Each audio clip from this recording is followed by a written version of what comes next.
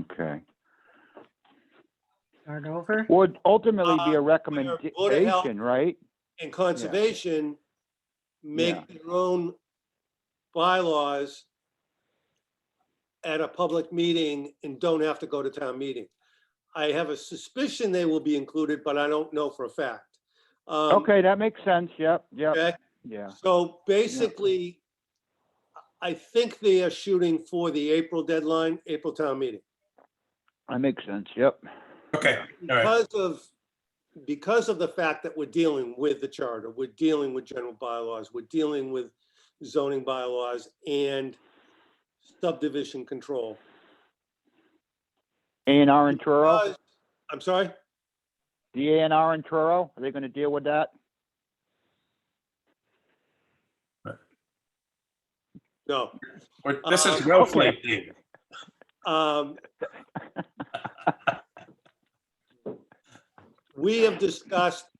I have discussed with Becky, with Jennifer, and with the codification company that at this moment in time,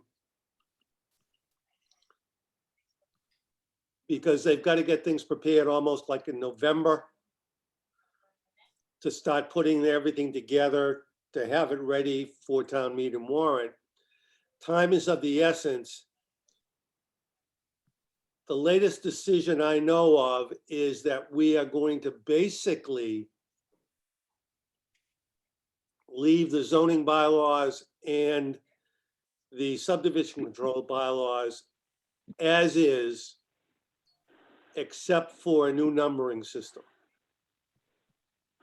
Is that because of time? That is because of time. Okay. We had, there were a Hence, couple. the charter is more important at this point to get done. Is that why? And if we have a choice, we do that? No. It's a matter of, we as a planning board wouldn't have anything to do with the charter.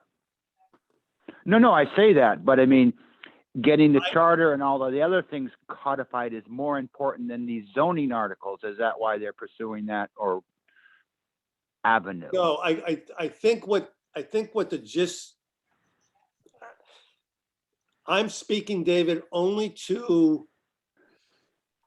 what I have 100% know, to the best Okay, of that's knowledge, fine. have Yeah, 100% knowledge on, is zoning bylaws and subdivision.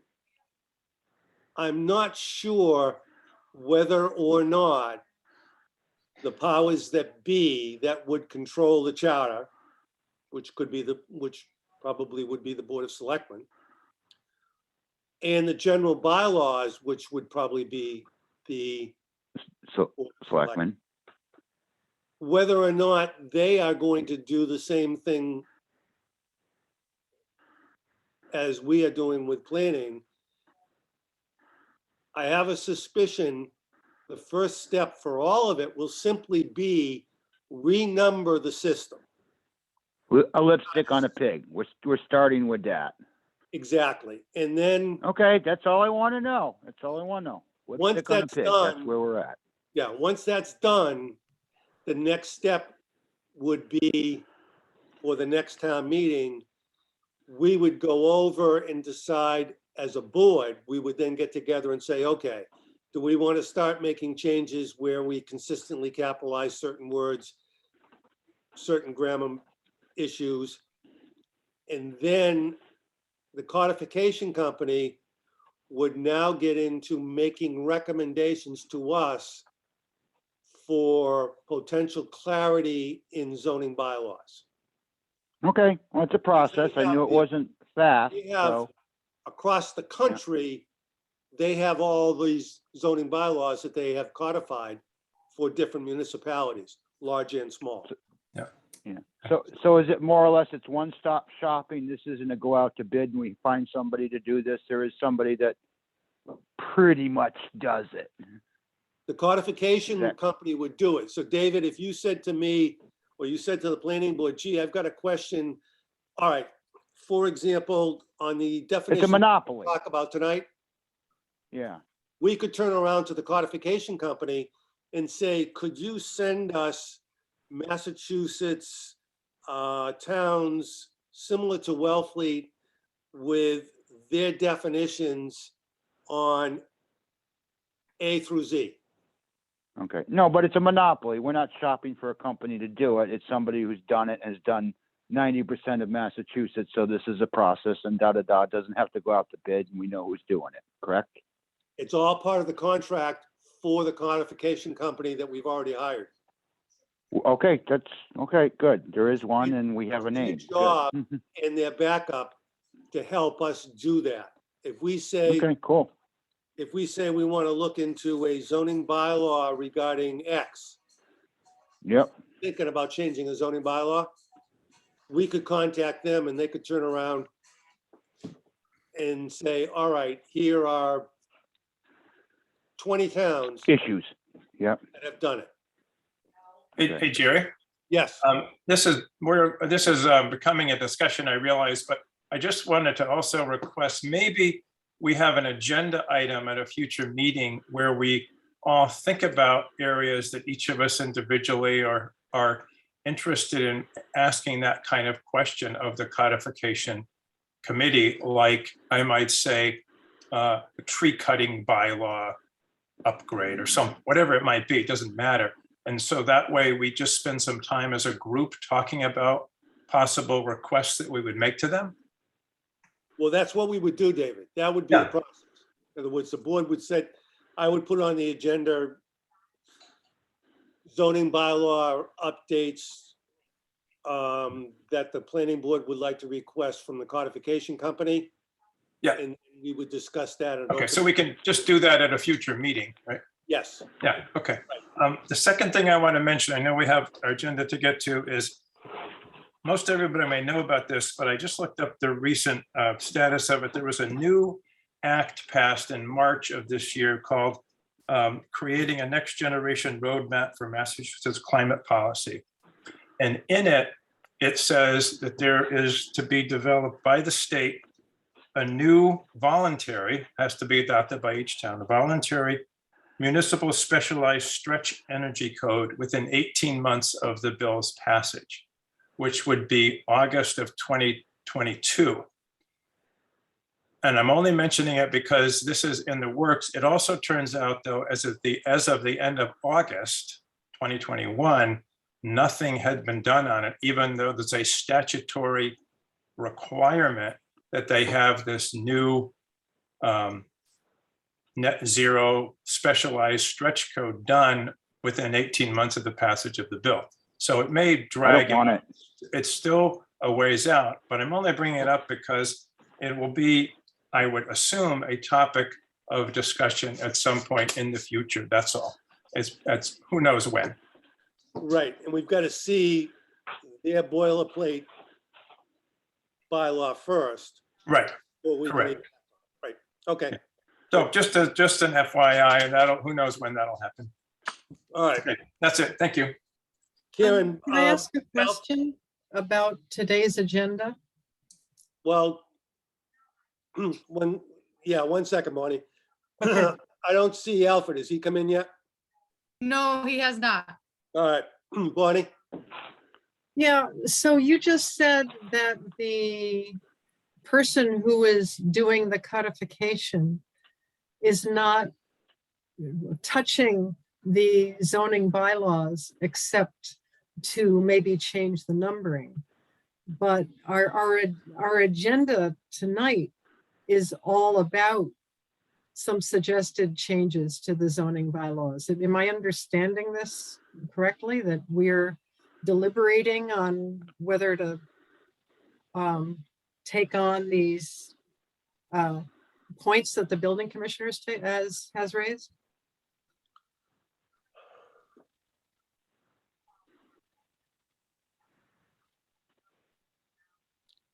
good question. Good Bonnie. question, Bonnie. Um, we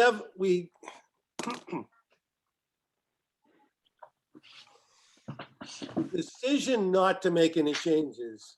The codification will in fact change the numbering system, Mhm. okay? There will be, with the codification, I think it's going to be Charter, Section 1, General Bylaws, Section 2, Zoning Bylaws, Section 3, Subdivision Control, Section 4. It will be a sequential numbering system from start to finish. Gary, it's my assumption, sorry to interrupt, that to Bonnie's question, I assume that that's just what their job is. That doesn't say anything about whether or not there can be changes made to the zoning bylaws themselves in any number of ways and any number of times. That process of zoning bylaw alteration, definition change can proceed apace alongside the codification company's project, right? Correct. Okay, It's Yeah, whether we Okay. choose to or not. Right. well, the codification, I'll give you an example. What could have happened if we had, I'm gonna jump to an assumption here. I'm gonna make a statement based on an assumption. If we had hired a new assistant TA, and I'm just gonna use Becky's name for this purpose. If we had hired Becky 9 months ago, 10 months ago, we as a planning board probably would be in a different position with the codification. Not only would we be asking the codification company, or not only agreeing just to change the numbering system, we would probably be at least to the point to say, all right, go through our zoning bylaws and make changes to the capitalization, periods, commas, ifs, ands, what's, a buts. And that normally is the first choice. You make those changes when you walk into the first town meeting, and then you start from there. The codification company has said to me, sometimes a zoning planning board,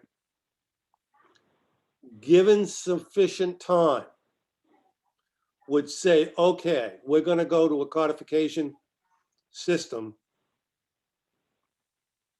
in the town of X. The planning board is not only going to have you do our capitalization, commas, everything else. We want to take advantage and make some substantial upgrades in the zoning bylaws. And I forget her name, but she has said some towns choose to do that, go to town meeting with 45, 50 pages of zoning bylaws and try to explain that on a town meeting floor. Wow. Well, maybe we do it a little bit a step at a time. Yeah, David Mead, that's exactly what I said. In all my time with the planning board, what I've done is taken baby steps forward. Yeah. I said, please, let's just keep this simple. Let's get something passed as far as a codification, one place where people can go with a numbering system, and then let us proceed from there. Now, with that said, to Bonnie's point, Bonnie, we could simply on town meeting floor, if we choose to change any of these definitions. Right. At the annual town meeting, we could have a zoning bylaw with the change, because the definitions, they would simply be meaning the new definitions. So we would accept first the codification. Uh-huh. Then what we would do is amend with our zoning bylaws those particular definitions. Yeah. If we were going to really seriously say, we got a major problem on a particular section and verse in our zoning bylaws that we wanted to work on for the next annual town meeting that all of a sudden popped up. Uh-huh. We could also do that, but what we would do is get with the codification company and say, okay, what is the numbering Mhm. we should have put on that change? Yeah. They would give us a number. Ah. To But fit we could, into- it sounds like, Jerry, we could hire them at any time theoretically to help us with some new content or a change to make sure that we've got the benefit of their experience around the country, et cetera, right? David, we don't have to hire them. They're on contract. Okay, all right, so we could ask them to do that at any time. Okay, Exactly. They Yeah, are basically now, I don't know what the fee is per year, but basically in their contract, they have the ability for very little money for us to get changes when we request it. Uh-huh. Did these also go through, by the way, our legal counsel as part of the process? Or they take the place of that a little bit? I don't think we as a board would want them to take place. No, I think what we would do is say, okay, we want to form a new zoning bylaw. Give us 20 potential possibilities. right. Those have already been approved. Whatever they come up with have already been approved if they're all in Massachusetts by the Yeah. Attorney General, Okay, right? Yeah. So if we took it Okay. verbatim, Yeah. no change, no problem. Yeah. If we made some changes, I think we would still send it up to town council just to be sure. They would come back and, what's the word I'm looking for? They're gonna cover their backside and say, listen, we're gonna give you information. yeah. You're an information center, but we're not your legal counsel. Right, yeah, for sure, that would say.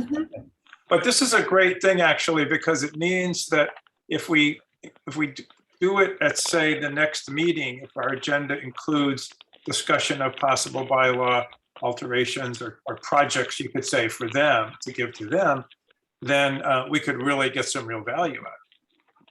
I expect to see some real value. I expect to see the ability to say, okay, take, and I think we could do it, take section 6, accessory building zoning bylaws that we have on the books. Yeah. Look at them, compare them to other towns, and give us what they're doing on accessory buildings. Uh-huh. Do it. Yeah, I really like this. I mean, it seems to me, Jerry, we could all, or prior to whenever we talk about it as a group, we could all individually go through. I'm not trying to give us all too much homework, but we could all individually go through the zoning bylaws and think about areas that each of us individually think are problematic or confusing or should be updated or whatever, and then kick it around as a group and make a collective decision. That And they makes sense? will also, and I think I got it straight, because it was a fairly quick meeting about 3 months ago. They will also look at our zoning bylaw because they now have to renumber Yeah. the whole system. Yeah. I think they said that they will do an overview of it as well to say, listen, we think you might want to seriously look at section 4, section 5. It's not clear. Well, that would be great if we could get the benefit of that as well as our own brilliance, of course. They're a wealth of information. So Yeah. what Okay, I have described, because David Ryle did send me a text. I answered David on a specific question, I will tell you all. What I do as a chair over the years, since we've had a number of building inspectors. Yeah, Vinny only lasted 2 days. Right. I did ask Victor if he wanted to jump in, or I did have Karen say, if Victor, you wanted to be at the meeting, fine. If not, it's sort of like just opening this up to the planning board initially at this first time. But what I do when I introduce myself to the new building inspector as a chairperson, I let that building inspector know we are open as a planning board to discussions of our zoning bylaws. And if with their experience, they have find, or in dealing with our bylaws, they find some problems, please send that over to the planning board. We'll look at it. We'll see if the context is in line. We want to either leave it as is, or we will take your input for the change. Well, that's a great thing, because we basically would be doing kind of an inside version of that. They were doing an outside version of that with a different perspective. And when you combine the two, maybe we could get some things done. Well, like Victor comes in. Victor was here. I don't know if you are aware. Victor was here 20 years ago. Oh, really? Yeah. Yeah, we, a little And then aside, we threw him out of town. Victor was the I building hope Victor's there. for a number of years. He was very good. And I will tell you that even if Victor was here, Victor probably ruffled a few feathers in Wellfleet because he's by the book. I'll never forget when I first met Victor and I was building a lot of houses in Wellfleet, and I was chair of the planning board. We met and we continued to have conversations after we left. Victor said to me, Jerry, he said, I will enforce the zoning bylaws in the town of Wellfleet.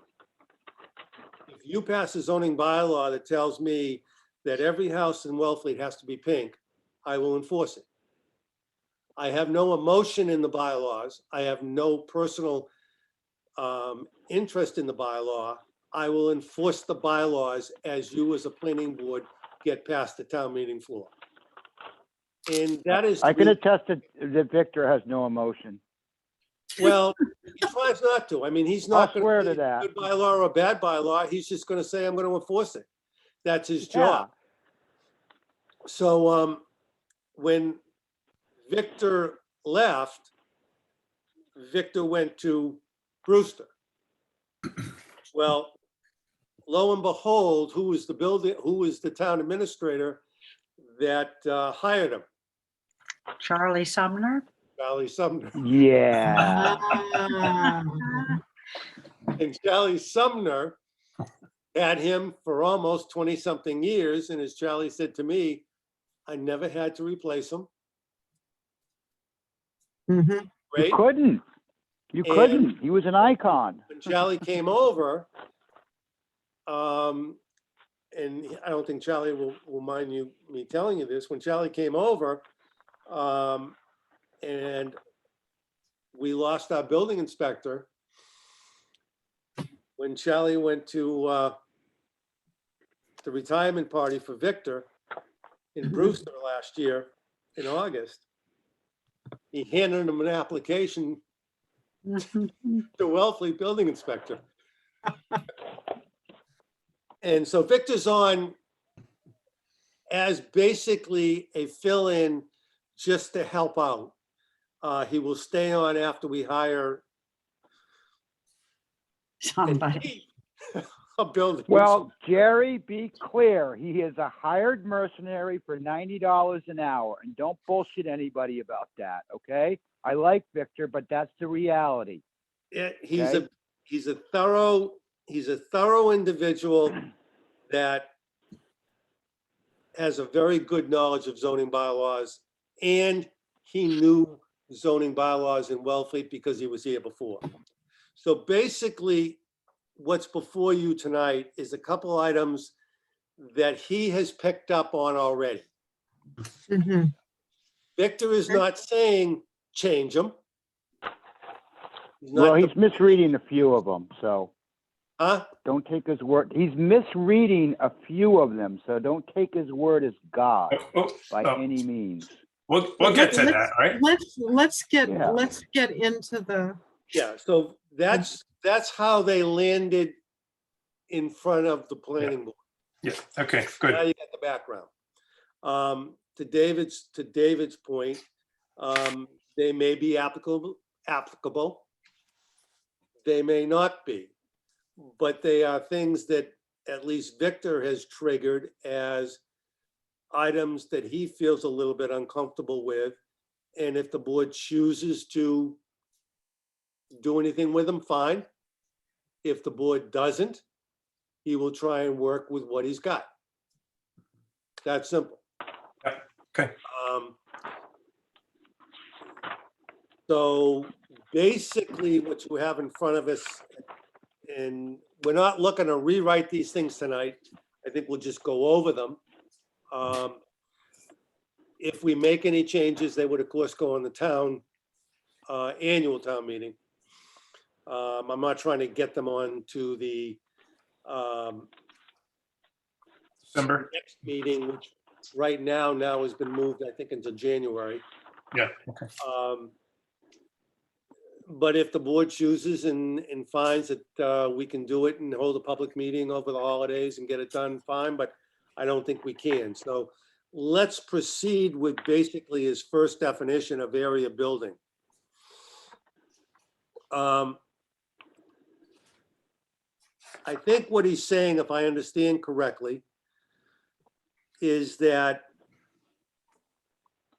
overhangs should be included.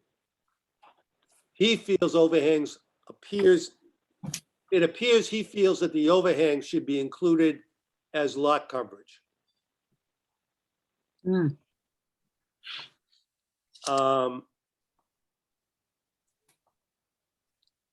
That's not been a problem in Wellfleet. It maybe have happened in Brewster and tighter places, but by the same token, I would think that would be rather offensive in Wellfleet because although I don't really care for this style myself personally, a lot of our more noted architects and designers go with a contemporary style that lends itself to a large overhang. And I think that would be unnecessarily restrictive. You can It have an never overhang posed a that's, problem. you can have an Pardon? overhang that's an entire room, right? It's cantilevered out. No, that's different. He's just talking overhangs. Like if your All right, soffit I just want to be sure. goes over 3 feet, he wants that counted. But that's sort of style, and that's a little arbitrary, I think, and a little draconian to go that road. No, David, And that's I disagree a little bit. I think he is suggesting that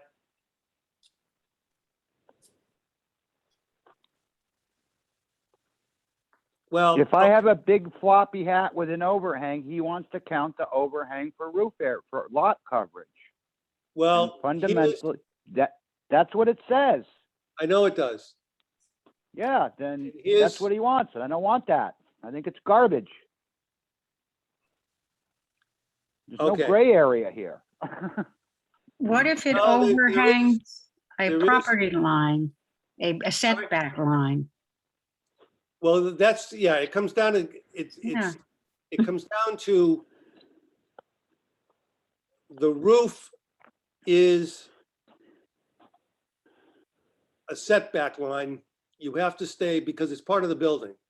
And in this case, it's a roof that is a that is solid in nature. I'll tell you one of the problems I've already come up with an individual about 2 years ago. They have a contemporary house, as David had said, that was built back probably probably about 60 years ago, where the overhang was at least, I think, just about 4 feet over, extending over from the edge of the house. It happened to have on one side, the overhang was over an existing or a deck that was built. The town taxed the owner on the area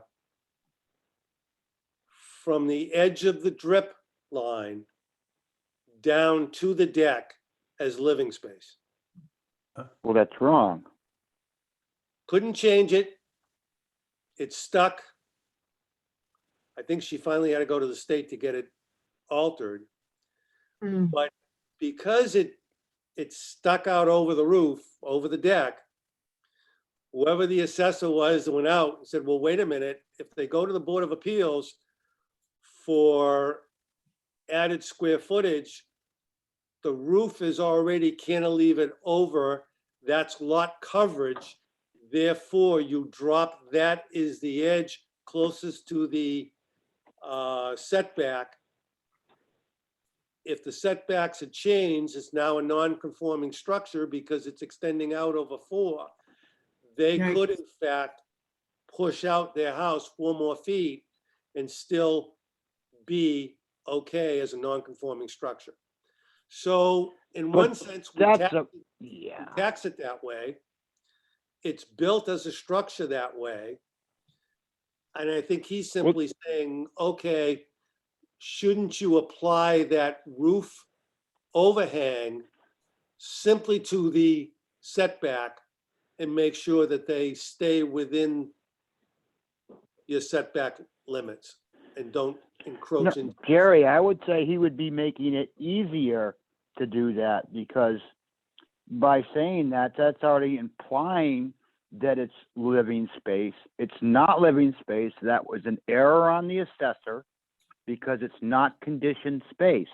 And the building code will dictate that as well. It's open space. It's nothing. It's not, our definitions already show that it's not a structure. Yes, they would have to go to the ZBA, but yes, the ZBA also doesn't have to approve it. So it's nothing by right that's going to get anybody into any mischief. So Well, it is I going to. just don't see it as a problem whatsoever. Well, if you've got somebody, if you've got an encroachment because you've got That's different. overhang, Different. If you have an encroachment, he's talking from a by right standpoint. If I meet all my setbacks and I have a 10 by 10 building and I put a 20 by 20 roof on it, he wants to call it a 20 by 20 footprint area. I don't think that's right. You're messing with with design standards and looks. You're fusing the two. He's speculating you're going to do something. That's it. He's speculating. It's not a problem and it hasn't been. He's overthinking it.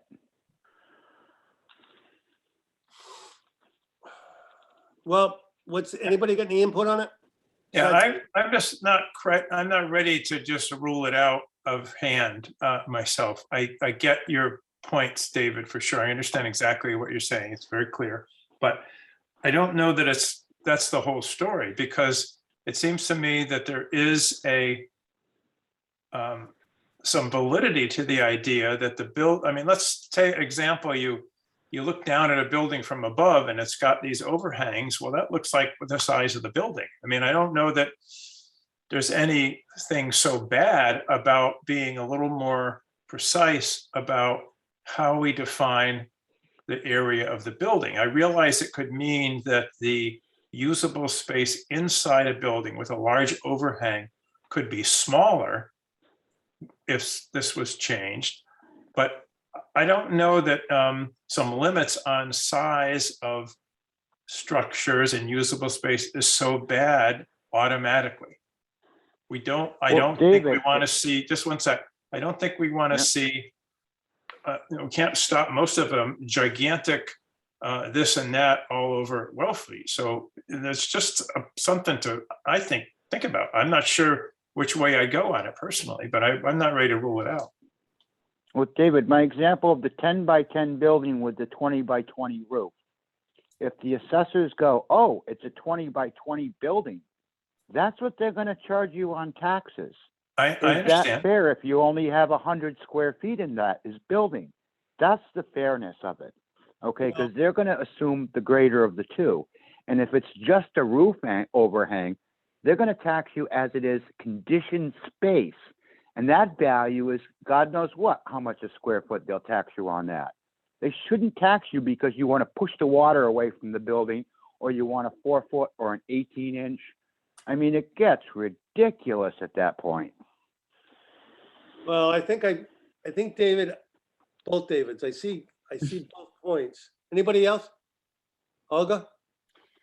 I'm not sure that an assessor looks at square footage to determine assessment.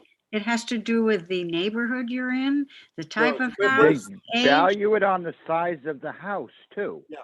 I mean, but they there's don't a lot of value it factors. entirely on that. I think we're using it just to say, this is how you determine the size. And you have another number for habitable. And if you're gonna, Yep. if you're gonna be overhanging a setback, well, let's be clear, you can or you cannot overhang have an overhang into the setback. That's I don't completely different. That's completely different. That's not what Victor's suggesting. He's not talking about violating the setbacks. He's just talking, even within that, even if you are totally legal within your setbacks, he wants your footprint, your overhang to count. I don't agree with that, and I never will. Yeah, okay. Could I Yeah, just have like a point of order or something? Yeah. I don't understand. Could we just be a little clearer about what we need to accomplish at this meeting? So we could talk about the definition of area building for a long time, but Yeah. but there's a whole bunch of other points here.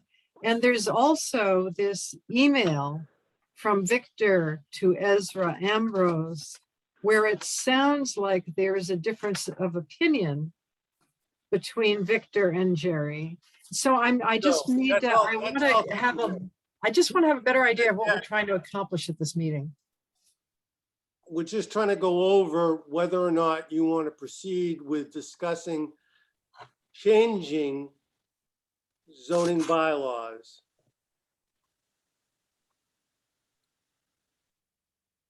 based on what Okay. Victor has sent, or do you think they're okay?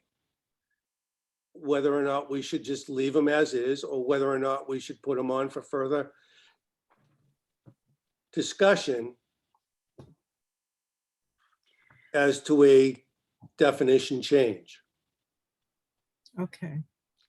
So Victor's letter regarding the basement, he's simply letting the board know that, yes, he asked me on something else. And I said, when we passed the zoning bylaw, this is the reason why we passed it. He said, okay, fine, that's the norm. I understand. So that's a point we'll get to. These will go fairly quickly. It's a matter of, I think what, in this case, we bounced this one around. I think I need to go back to Victor and say, okay, Victor, are you trying to include the area underneath the overhang as square footage? Or are you trying to address a setback issue? If it's a setback issue, Good idea. Yeah. That's Okay. the because distinction. I think it's clearly a setback issue, the overhang. Well, then he can clarify that. Huh? He can clarify that if that's the Yes. case. That's what I'm going to ask him to do. Okay, so that's that one. I think, Bonnie, a great point to bring up. And Jerry, I think you're right to say we're simply going to identify any of these that we want to do something about, but not actually do the work on it now. Yeah. Mhm. Correct. Okay. Or at least ones where we want to inquire further. Right. Right, yeah. Building Okay. line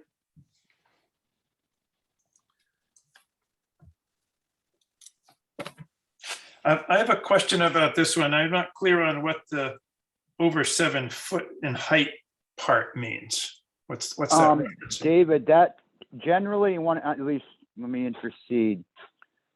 Anything under state code as of, well, a few years ago, like with a fence and a structure that was, any structure that was over 6 feet would require a permit.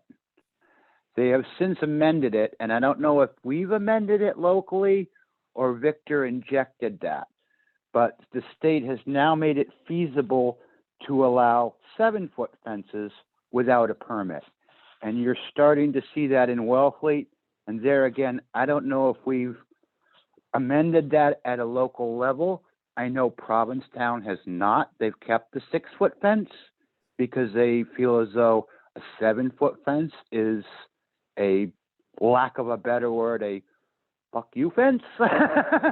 So that's why they haven't backed it. They've kept it at 6 foot.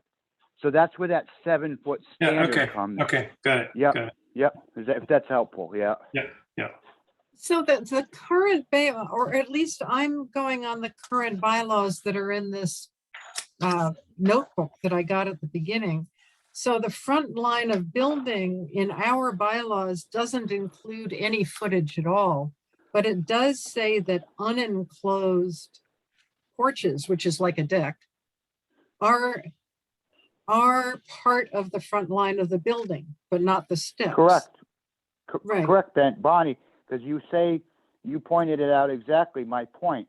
His last sentence says, unless you are okay having decks cover the entire property and right up to the property lines. That is a mistake, because if you read the definition of open porch, it says a porch that has no walls or windows other than the main building to which it is attached to, notwithstanding town and state building codes. That would mean our zoning codes, which means it needs to be, the setbacks need to be complied with by inference. And it says which there must be in compliance. So we don't allow decks. I mean, he might have slipped on that, but at least my reading and the historical interpretation is, no, we don't allow open decks to go to the property line ever. They have to meet the setbacks unless it's a pre-existing non-conforming. That's a different animal, but you're not allowed to violate that. So I think he kind of either missed that or didn't see that definition, which you saw as the open porch definition. Does that make sense? But it is a covered porch, right? No, but an open porch, that's a different thing. Or A at covered least porch in would The count. space, I mean, I'm just quoting from what I'm reading in my folder. Yeah, This space shall cov- include sun parlors, enclosed projection from the main body of the building, covered Yeah. porches. Covered That porches doesn't would include count. a deck. I Yeah, think but also what he's saying is that we need to be more precise in this definition so that decks are included. They're not They covered. already are. Uncovered Somewhere ones else? are. Are they, Right in the so definition somewhere of- else that's not in this definition is where it's already covered? It's covered under the definition of open porch. It Or- says or it must be open. compliant. Okay, so must there's be another compliant. definition further down. Okay, got it. Yeah. I think it's redundant, and I think it's been enforced and it's been covered. It may not be clear, but the language is certainly clear in the book, at least in my mind. And I don't think any prior building official has allowed any shenanigans with that. I think they've been very clear. It's like, no, you can't go over the setbacks. Okay, As I just, I said, unless it's I a think that because pre-existing- there's no cross-referencing between the definitions and then where that wording is used in the bylaws, it's a little hard Yes, for me to Yeah, it sucks. understand the importance of changing a definition or not. That's yeah, all. the cross-referencing does suck because you have to look through it 6 times to try to find it. Yeah, like where And- do they say anything about the front line of the building? I don't know. Oh, yeah, it's, no, and maybe that's it, the cross-referencing is no good, maybe that's what he's implying, because I believe the language is in there, but as you Uh-huh. found out, and it's hard to find. Yeah, But then his Yeah. third bullet point, coverage, is bringing up this same issue. in a way, right? Well, there again, he's wrong because,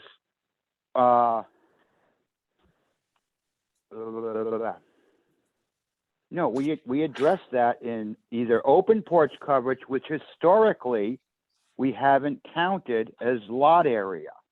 We cover covered porches because they often quickly turn into conditioned spaces. And that's often what happens. It's like, oh, I got a covered porch. It's got the screen. It's like, boy, wouldn't it be nice to put windows in here and throw in some mini splits and it'd be nice. So the But board has an always open viewed, porch, an open porch is, where is? an does- open does porch this has open no porch- roof.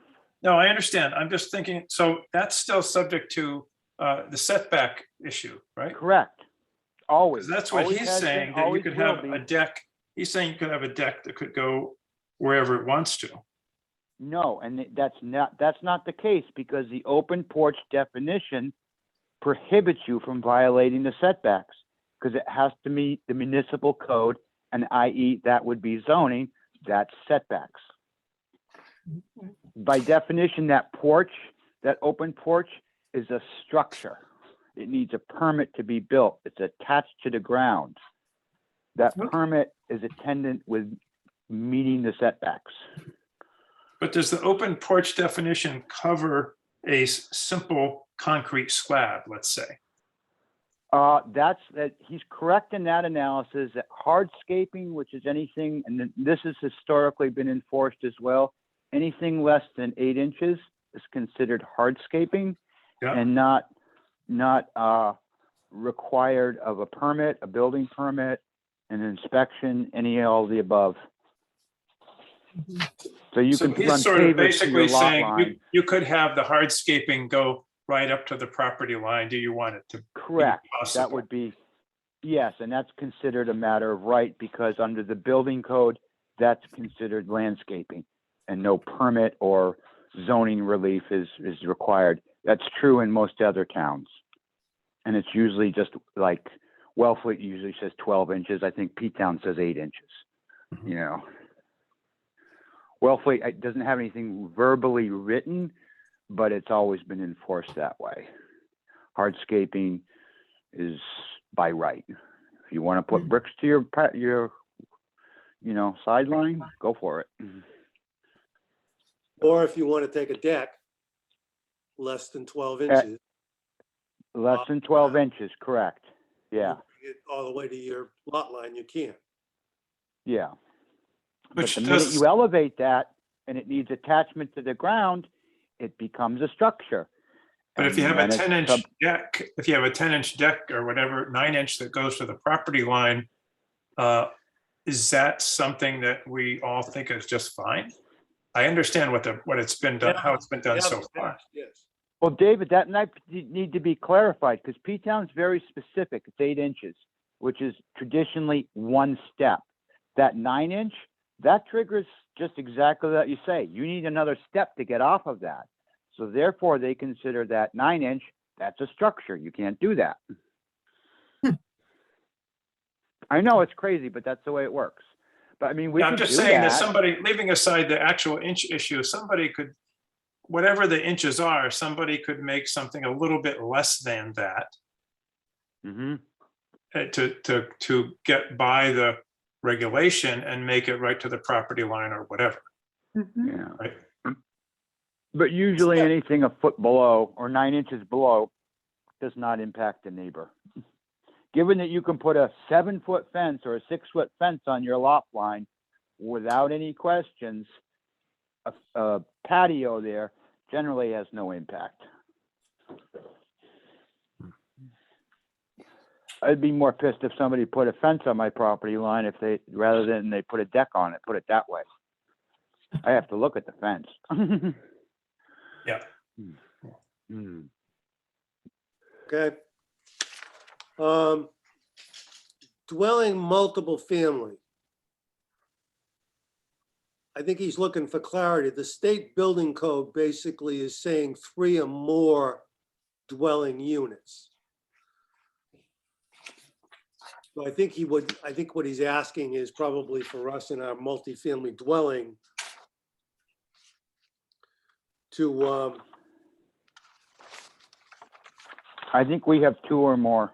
Yeah, we have two or more. Yeah, I always thought that Two or more. multifamily was two or more. Well, in Wellfleet it is. He's saying that there's another standard up there. which is the state building code. Well, Right. he's correct, because what it is the building code is 1 and 2 family homes. That's the building code, the base code. Mhm. And generally when you attach them, it's a duplex. The complexity comes in when you put that third unit on. And when that third unit goes on there, it becomes multifamily, and things like sprinkler systems come into play. They're a requirement. Well, we don't have water structure to handle that. So that would be a problem. So when you get into a triplex and when they're attached, whether it's all three and all side by side, or 2 up and 2 down, or vice versa, it's a whole different building code, and it's more complex. Ours doesn't necessarily address it. We just say 2 or more. So Is there we any, probably should- is there any conflict? That's a conflict or a difference between the 2 and the 3. Is that something that is problematic there is. legally or in regulatory terms?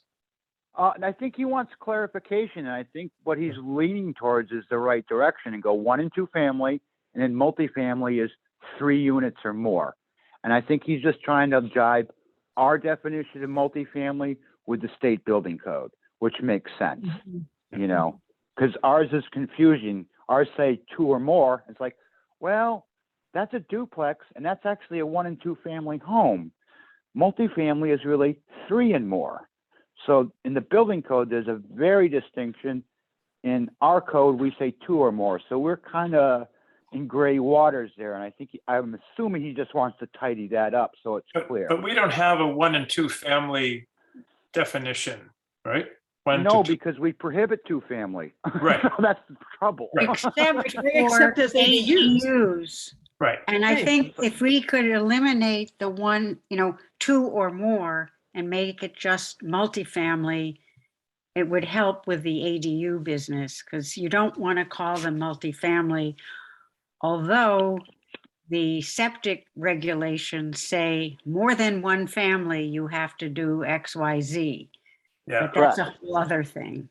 It's a whole nother animal. That's the definition of a family issue.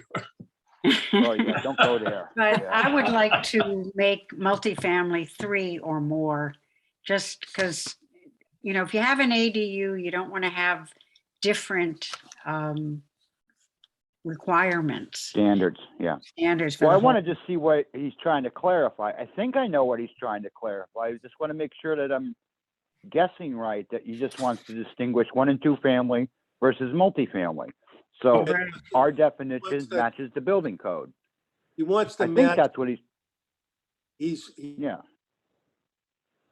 fact Yeah. that because our definition flips between multifamily and a single 2-family, it's messing with Yeah. the building code, which he has to enforce. So Yeah, we call it a he's in a multi, gray area. 2 units. Okay, so that needs some action, it sounds like. Yeah, and I think Yeah. it's simply change multifamily in our zoning bylaw to read 3 or more.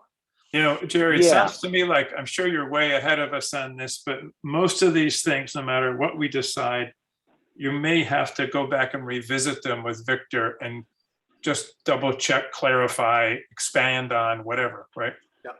Yes, Yeah, and I think I think that one is probably real simple as far as exactly that point. Yeah, okay. Is should be What code? straightforward. what code, he wants to be able to apply the correct code without Right. somebody challenging him and saying, wait a minute, I can build under a single or 2-family building code, but because Wellfleet calls it a multifamily, now do I have to put sprinklers in there? Right. Well, Yeah, no, because, but the building code says yes. yeah, So, yeah. He yeah. wants clarification. okay, Okay, family? Very family. confusing. Oh, wait a minute. I want to introduce you all to my family, and then you'll never touch the definition. Hey, David, let's wait for another time. We'd love to meet your Oh, family. so diplomatic. You know, reading our current definition of family, I would, Harry. It doesn't even make sense. we should really just not have it. In the definitions or, geez, We probably have to then go take family out of all kinds of other places, but maybe we should do that. maybe Well, we well, should do that. Okay, David, there's a perfect Oops. example. If when it gets codified, Yep, codification company would come back and say, okay, you changed the definition of family and you pulled it out, but it appears in 10 places throughout your Yeah. zoning bylaw, someplace else. correct. Recommend you correct that. Right. Yeah. Yeah, Well, that would I be a wanna great give you a little- service by them. Yeah. Great. The deal with that definition and where it stems from, and I don't know if that's why Victor didn't necessarily want to touch it. There again, that's defined in the Mass State Building Code, right? And the definition of family is 5 or more people, non-related, living Unrelated. together. Yeah, Or there may you not get be over that more than 5. Not related more unrelated than people. 5. yeah, not more than 5. When you go over 5, okay, You're a it becomes rooming a house. boarding house. Right. And then the use of that property is governed under the boarding house rules. And that's a nightmare. So you can have 3 Yeah, you're couples in a basically house outlawing living together. communes. Yeah, if you have 3 couples in a house living together, that would be considered a boarding house. And that's a But nightmare. some of them are related. Well, they're not necessarily married now, okay? But this also says that you could have any number of related persons in a household by implication. That you can have. So there could be 20 family members. I can live by right in a single family room, 20 by 20, with 60 of my relatives, and they can't do a thing. As long as you prove that what you're saying is true. Yeah, but you're gonna come over and witness it, so. Okay. Well, it's a situation, That 20 people is a lot of stress on a septic system. you gotta look a little deeper. Hey, we use It's sheet rock buckets, bedrooms. yes. You gotta look a little deeper too, because he's looking at family, single family dwellings, family is involved. Ah, We got a lot of people that rent a house in the summertime or rent their house in the summertime to 6, 7 unrelated Yeah. foreigners. People, And, right. you mess with that and everybody's looking the other way because they don't want to go kick them out. But a lot of these houses have got 6 and 7 people, 2, 3, 4 people living in a bedroom. Yeah. yep. They're unrelated completely. Well, that's why it becomes a boarding house, and that gets sketchy. And the reason Victor's pointing this out is, God forbid, there was an incident and somebody tragically got hurt, and they looked into it and go, no, that's a boarding house. That's illegal. I'm sorry, we're not paying any damages. You're shit out of luck, And that's how ugly that gets. So he's trying to, he's trying to be careful, but he's trying to point it out too. But we don't have a definition of boarding house. It's in the state code. No, that's in the state building code. Right. That's, So look do it up. we It's in the need it? building code. Yeah. Yeah. All right, I got that. I'll check with them. Okay. Guest Yeah. house private. Ah, yeah. I ain't touching that one. Ah, Geez. So this is an ADU. Right? No, Yeah, that's why I Yeah. ain't touching that one. No. Oh, wait, containing not more than More than 250 square feet and not containing cooking facilities. Okay. right. And an Yeah, it's ADU not has two necessarily an ADU. It could be, but not automatic. Well, The no, I ADU think has our to be definition, 250 or more, I believe. yes, and our definition of ADU includes cooking facilities. The one we Right. passed, Definitely, yeah. yeah. Right, but he's talking about something else. To me, it just happens to be that he uses the 250 square feet, because that's what the guest house private bylaw says, right? Mhm. Yes. Yeah. The guest He's house just saying it's private He's guest saying it's house private- complicated. Yeah. came in probably back in 1960 when they first did the major turn on zoning bylaws in Wellfleet. And Were you probably chair when- then? Okay, we got a family brother that wants to come. I don't want to put him in the house with his wife and husband, a wife, and let me build a small unit, no cooking facilities, can't rent it out, just this little guest house in the back.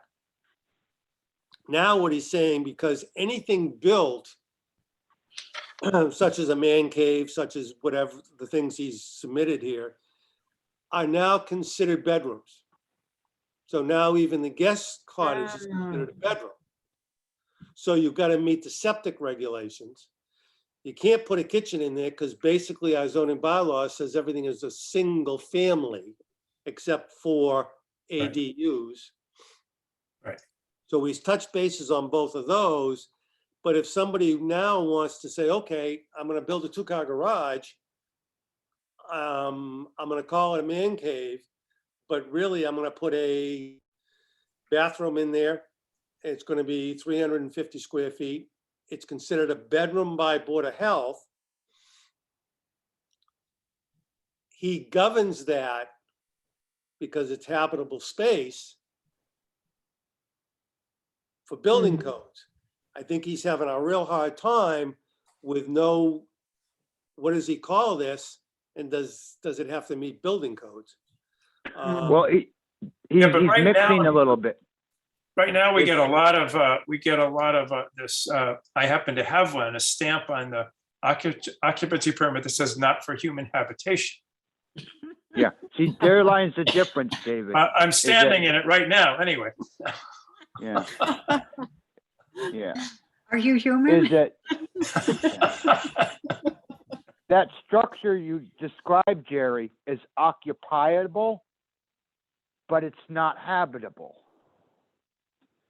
Yeah, I think that's the careful dicing of terminology. Yes, because occupiable can be an office, can Right. be a number, can be a studio. And anything under those definitions, it can be built as such. When it becomes habitable, therefore, it counts as a bedroom. Now, Board Well, of and Health that- does that for septic reasons, but under our bylaws, we do not allow detached bedrooms from a structure. Well, because So- that would mean there'd be two dwellings on the same lot. Well, not necessarily. We don't even allow two detached bedrooms, let Okay. alone Yeah. dwellings. We Yeah. don't allow a detached bedroom. We allow offices, studios, and we do allow a guest house that's limited in size. That's the only detached sleeping area, but that's restricted to family members and to size. And And that's he's getting has a to be below conflict of- 250, right? Correct, yeah, and that's Yeah. where he's getting this conflict, as Jerry described. I can build a 350 square foot one, and what the hell do I call it? It's not a guest house, it's a man cave. Well, what the hell is that, So And he's it's saying he'd kind like of a to problem of include, sticky wicket. he's saying he'd like to include these spaces that aren't now as habitable because he can then apply life safety codes. Well, he doesn't know what to do. I mean, yes, there are certain safety codes you would have to apply, i.e. the bedroom openings and egress means. But right now, because they're not per se habitable, they're occupiable, those standards don't apply. And yes, you're correct. He's looking for guidance on how to deal with them. Well, and he's kind of making a public, you could say a public safety argument to make this change. which- Oh, he is, because he's in a conundrum. He's Right. trying to do his primary role is life and safety in building code. That's your primary function. Yeah.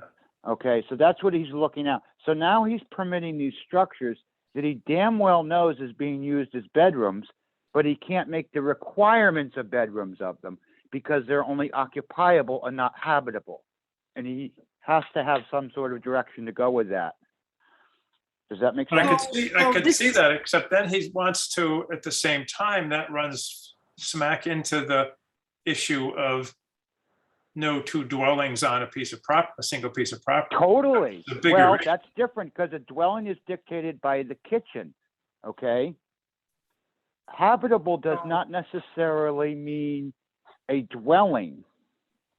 It may or may not be. It could mean No, just okay. a bedroom. Yeah. So Okay. there's a lot of gray area with this, David, and can't Yeah. say I have an answer to it either, but Yeah. it's tricky and complicated. Well, and then he There's a ends, lot of three-syllable words to trip over. he ends that section by saying, trust the building commissioner. Maybe that's I'm fine. from the government. I'm here to help. That's what I'm talking about. Just Yeah, okay. eliminate the I definition. agree. Could I add that accessory use also ties into these definitions? Because that is not a dwelling. And for the longest time, I've wanted to change, I'll just put it in now, office of a professional man. Can we take that out? We're going- As long as Professional, it says He-Man. How about just professional, period? professional, yeah, Yeah, thank you. that's my, Get rid of that sexist comment and strike it from the Right. record. I agree. Yes. About time.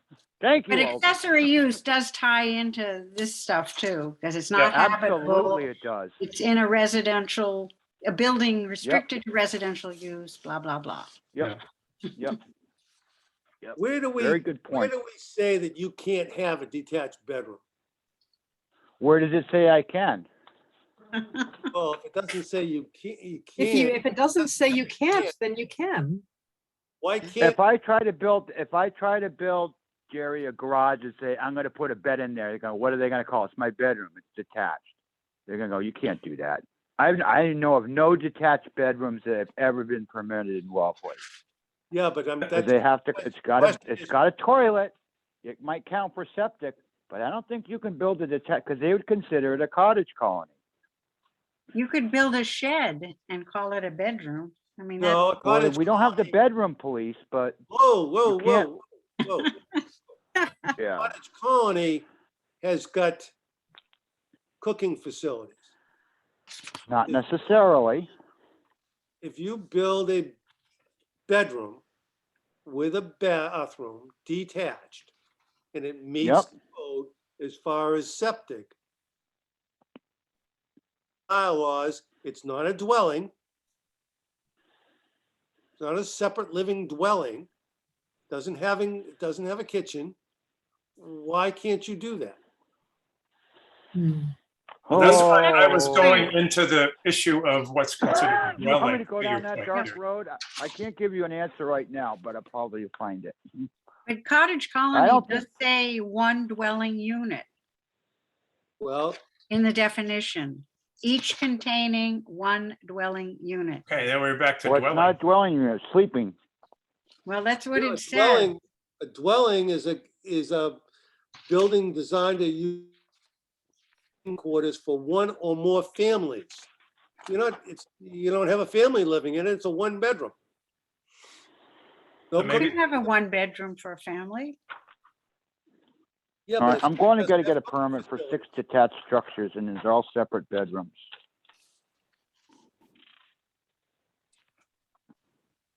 I don't think it's been done, Jerry, but I got a feeling I don't think they allowed you to do it. A Yeah, it's detached a matter based on bedroom. what. I think that the Well, dwelling thing is what I've been thinking about. We did do it back in the 60s, because a number of contemporaries built in Wellfleet Oh, yeah, the hatch house. for main houses and then 2-bedroom bunk bed houses. They walked across a deck to it. Now, that maybe it was because it That's was attached, attached and then. they classified it by putting a deck. Right. But the kids slept, the teenagers slept in the 2 bedrooms at the That's right. opposite end of the deck, and the family lived in the main house. That's right. So the That's kids could right. go to bed anytime they wanted to and the family could Right. go to sleep. I think the health code, Article 2 sanitary code would tell you you need XYZ in a dwelling. That might, But they might not tell you where your bedroom has to be. Yeah. well, I think, I don't know. I'm gonna ask him. I'm gonna ask Victor. Yeah, Yeah. I think it would be good. Attached That would be bedroom. great, Jerry. And we should discuss this one again. All right. Occupancy permit. He's just recommending taking it out of there. There's no need to be in our zoning bylaw. Correct. We've got Yeah. nothing to do with, and we went over this with Helen when she was doing the ADU.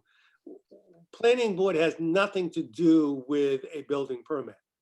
We can't hold something up because a building permit hasn't been issued. That's has to do with building and the building inspector out of our jurisdiction completely. Right. So I understand And that. apparently it's out of the select board. But his point is that our current bylaw gives that power to the select board, and that's also incorrect. we need occupancy permit, but not established by the Mm. select board. That's Yeah, right. The only one that can exactly. issue an occupancy permit is the building inspector. Okay, so he's right about that one, and we should go with that, or Yeah, recommend. we should change that then. David, don't you agree? Yeah, I think occupancy permit is a very proprietary word and it should be held in check for the building commissioner to use that term. Okay. But it's still a definition we need. Yeah, You can put it in there, but it's his words. I mean, I have my own colorful words, but that's his word, and that's that's a very don't- specific meaning and legal definition of occupancy permit. All right. You can even read about it in Black's Law. Olga, why do you need, if it's not within our jurisdiction, why do you need occupancy permit in our zoning bylaws? Oh, I see. I'm just thinking C of O. When you need one, should it not be in the zoning somehow? But I see your point. We can't determine a CO. All we can determine is the use that you need a permit to build the structure that requires the CO. Right. But the building inspector is the one that issues the CO, and that's his jurisdiction. So we could have a zoning bylaw that allows something, but if Yes. it can't get through the building inspector, Got it. Agreed. Mm-hmm. Jerry, By Jerry, the way- Helen has her hand up. yes, Ellen? You're muted, Helen. Hi, Jerry just said what I was going to say, so I'm going to step off. Thank you. Okay. So I think we delete it. I think he's absolutely right. And it's I think it's confusing. It's thinking, or it potentially is letting people think that zoning has something to do with occupancy permits. And it doesn't. It is strictly on that. so if there's a homeowner, Jerry, who wants to figure out, well, what is an occupancy permit? If we take this out, does that appears under the building department's information? Well, the individual, it wouldn't be under zoning that we have to tell somebody that they have to get an occupancy permit. It would be under the building inspector issuing a building permit to tell them, I'm issuing you a building permit. However, Oh, right. that Yeah. building cannot be occupied until an occupancy permit is issued. Yeah, right. That's his That's jurisdiction, right. Yeah. his bailiwick, and he has the right to rescind it or not issue it if the building is not built to the building code. Right. Yeah, that makes sense. Ellen, I see your hand again. Yeah, we do need a really good definition of it because it's cited in a few places, including the ADU bylaw. Although what Mr. Staley and Jerry just said is absolutely true, but you do need a decent and decently identified termed, using commissioner and not building inspector and so forth definition in our zoning I think, bylaws. Helen, you left us for a little while. I think and I'm not absolutely positive on this because I'm still walking through it, but I have a suspicion that when we go to the second step on the codification of our bylaws, that I have a suspicion the codification company will come back and say, listen, here's the places that you probably should take out your reference to occupancy permits because they don't belong in your zoning bylaw. They belong someplace else. Mm. Maybe. I have been listening to the whole meeting, so thank you. Okay, thank you. So I'll check with that.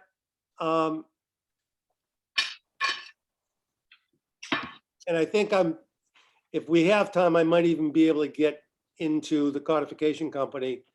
I'm not too sure how much they want to absorb at this moment, but it really isn't part of our bailiwick. So I kind of think I agree with him. Okay, so we're on to yard, right? Yes.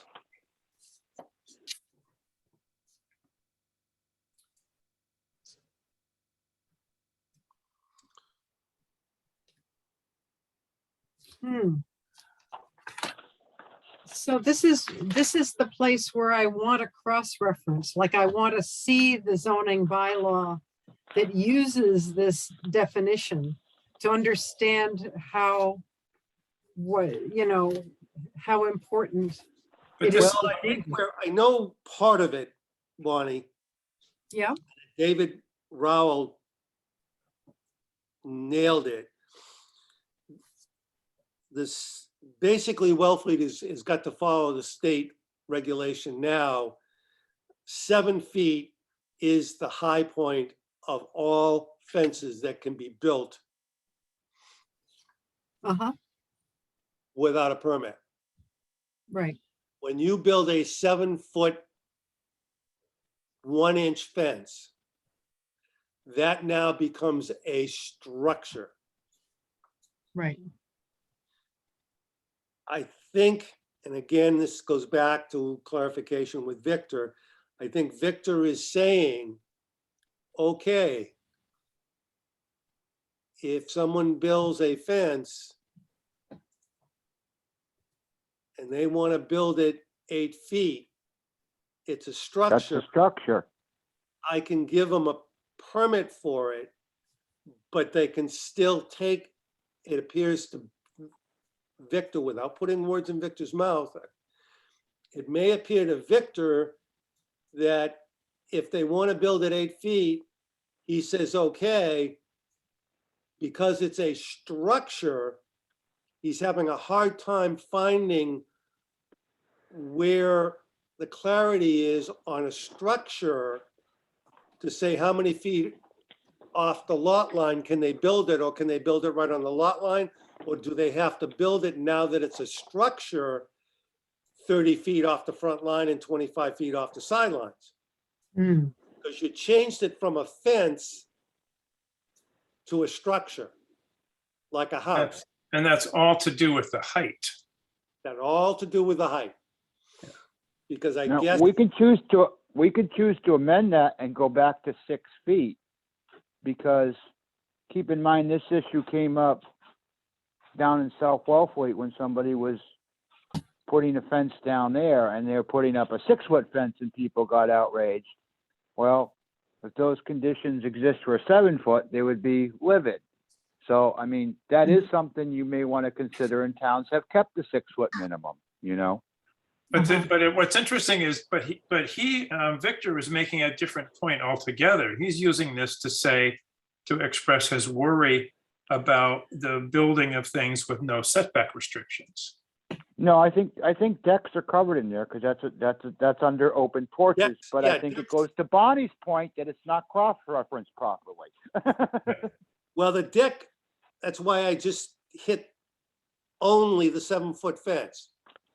The Yeah. deck is another issue, but the fence is and becomes a structure. And there's no question that it's a structure by state building code, because Yeah. it's over 7 feet. So what's different about a deck? How does that, what is that, what applies to Well, that? because a deck is considered an open porch, and if you read the definition of open porch, it has to respect the local bylaws, which would be setbacks. But I think Bonnie's right. It's the Yeah. paper trail or the cross-referencing sucks to get you there. But I think the Yeah. intent and the language is there. And I think this is what Victor may or may be, there again, not putting words in his mouth, is stumbling with. Yeah, So, I So we want may- to, go- I go want ahead, to go point ahead. out that the definition of structure includes except a boundary wall or fence. So correct. that Yes. has to be, Oh, Yeah, it's, yeah, offense oh, so is he didn't even excluded. catch that. no, Yeah, no, he knows that. Fences are included. They're by right, and that's under the state building code. But there again, the subtle change now has been from 6 to 7 feet, which most people aren't aware of. He's Right. using the new formula. That was only a couple years ago, 2 years ago. okay. Right, except certain- that our Whoa, whoa, whoa. current, Wait a minute. The structure definition is our definition. Right, Yeah, All right, so what the state has said is, okay, a fence, the structure, when we wrote the zoning bylaw, we called a fence, and a fence under this probably code code at the time was was 6 feet. So what's happening is when a fence now by the state's regulation exceeds 7 feet, it's no longer a fence, it is a structure. yeah. Yes, correct. Probably and we're not saying it's exempt. not. It's not exempt under our definition of structure. Yeah, You Yeah. see that, Bonnie? yeah. Well, yeah, It's yeah, a- right, because our definition of structure says that a fence or boundary law or Is boundary exempt. wall is not a structure. But So when it is, Yeah. excludes Right. fence. but when is a fence not a fence? When it goes over 7 feet. Feet. right. We don't say But- that, so, It's structure. No, that's in the building code, but we can make that distinguish. We can go with 7 feet or we can go with 6 feet. As I said, that's Well, a you very think- debatable thing, David, are because you I think suggesting we can go back to 6 feet? no. we have the probably not. ability to make it more restrictive. P-Town has kept it, because as I Ah. said, they consider a 7-foot fence offensive, because that is offensive to your neighbor. It's a wall. They've kept it at 6 More feet. restrictive is Hmm. less height. So that's high. 7 feet's intimidating. 7 feet is, I've seen a couple 7-foot fence being constructed lately. It's, Yeah, I like a 6-foot fence because I can look over it easily. Yeah. My son's 6'5" and he's intimidating. I'm cutting 5 inches off of him. all right, I think on both cases on that, we probably need to look at that a little more, and I'll check with Victor, but let's say, just for, while we got it, and we still got a little bit of time here, whether we go to 6 feet or we stay with the state 7 feet, if someone builds over, if we went to 6 feet, someone builds over 6, if we stay with 7 and someone builds over 7, and it becomes a structure, Need zoning relief. It can't be in a setback. Correct. is a quick, Well, it question would, of- yeah. Maybe- should we Yeah. write, should we consider a zoning amendment saying, wait a minute, all fence types that exceed the state or exceed our zoning height require a minimum distance of 10 feet off the lot, off all lot lines, or 15 feet off all lot lines. Right. We could do anything, or you could just simply banish it and say, no, you can't do it. You know, you could do it within your own lot. You can do it within the setbacks. You know, if you're within your setbacks, yeah, you can build something, whatever you want. Yeah, but you may want to think about that, David. You may want to make it potentially a special permit I'm thinking, for example, when you have a zoning bylaw district such as the post office, Yeah, Board of Appeals made them put up a fence in the backyard.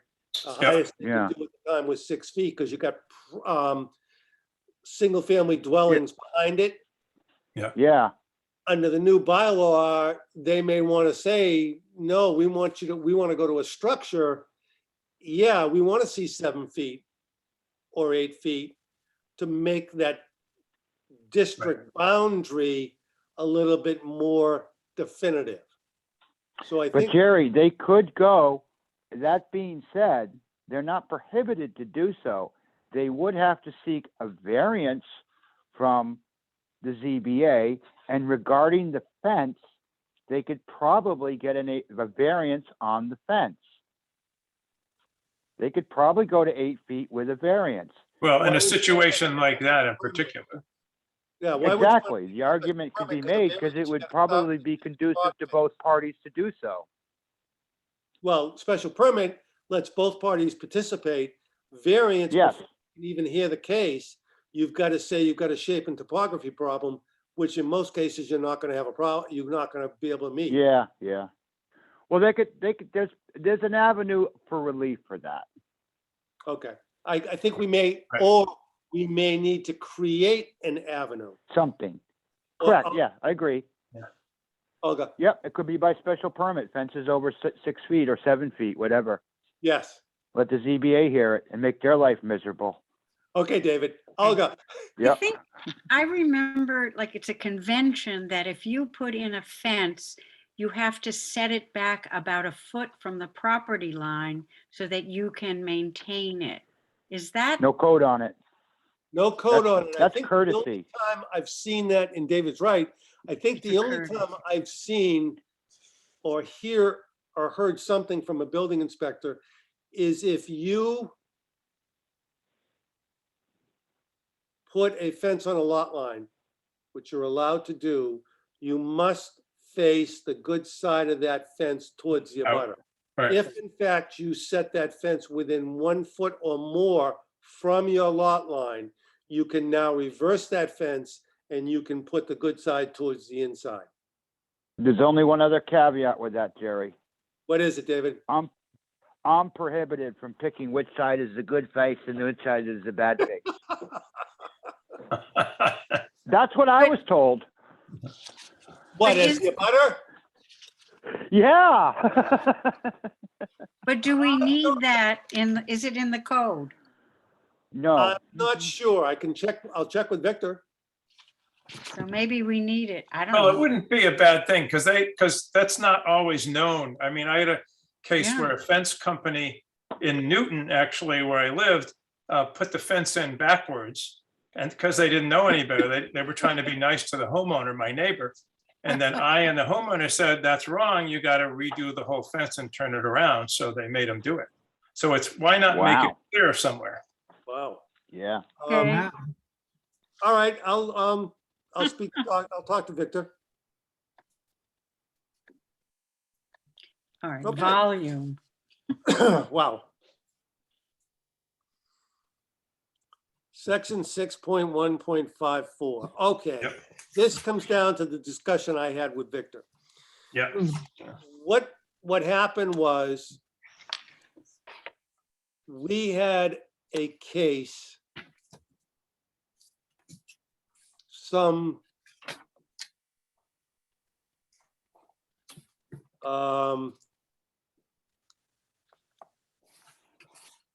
I'm thinking maybe 15 years ago, maybe 12 years ago.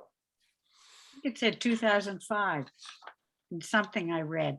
The Well, letter, it could be, there you go. There's 15 years, 16 years. Whoa, that's not bad, Jerry.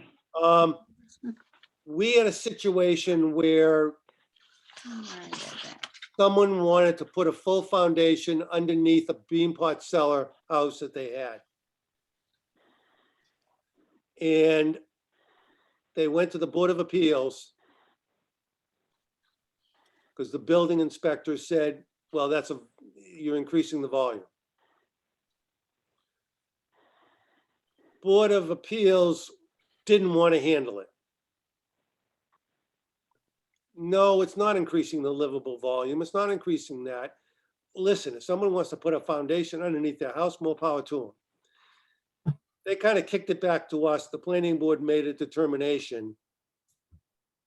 And I think sent a letter to the building inspector, I know we did, saying that provided non-conforming structures do not increase the footprint of the structure,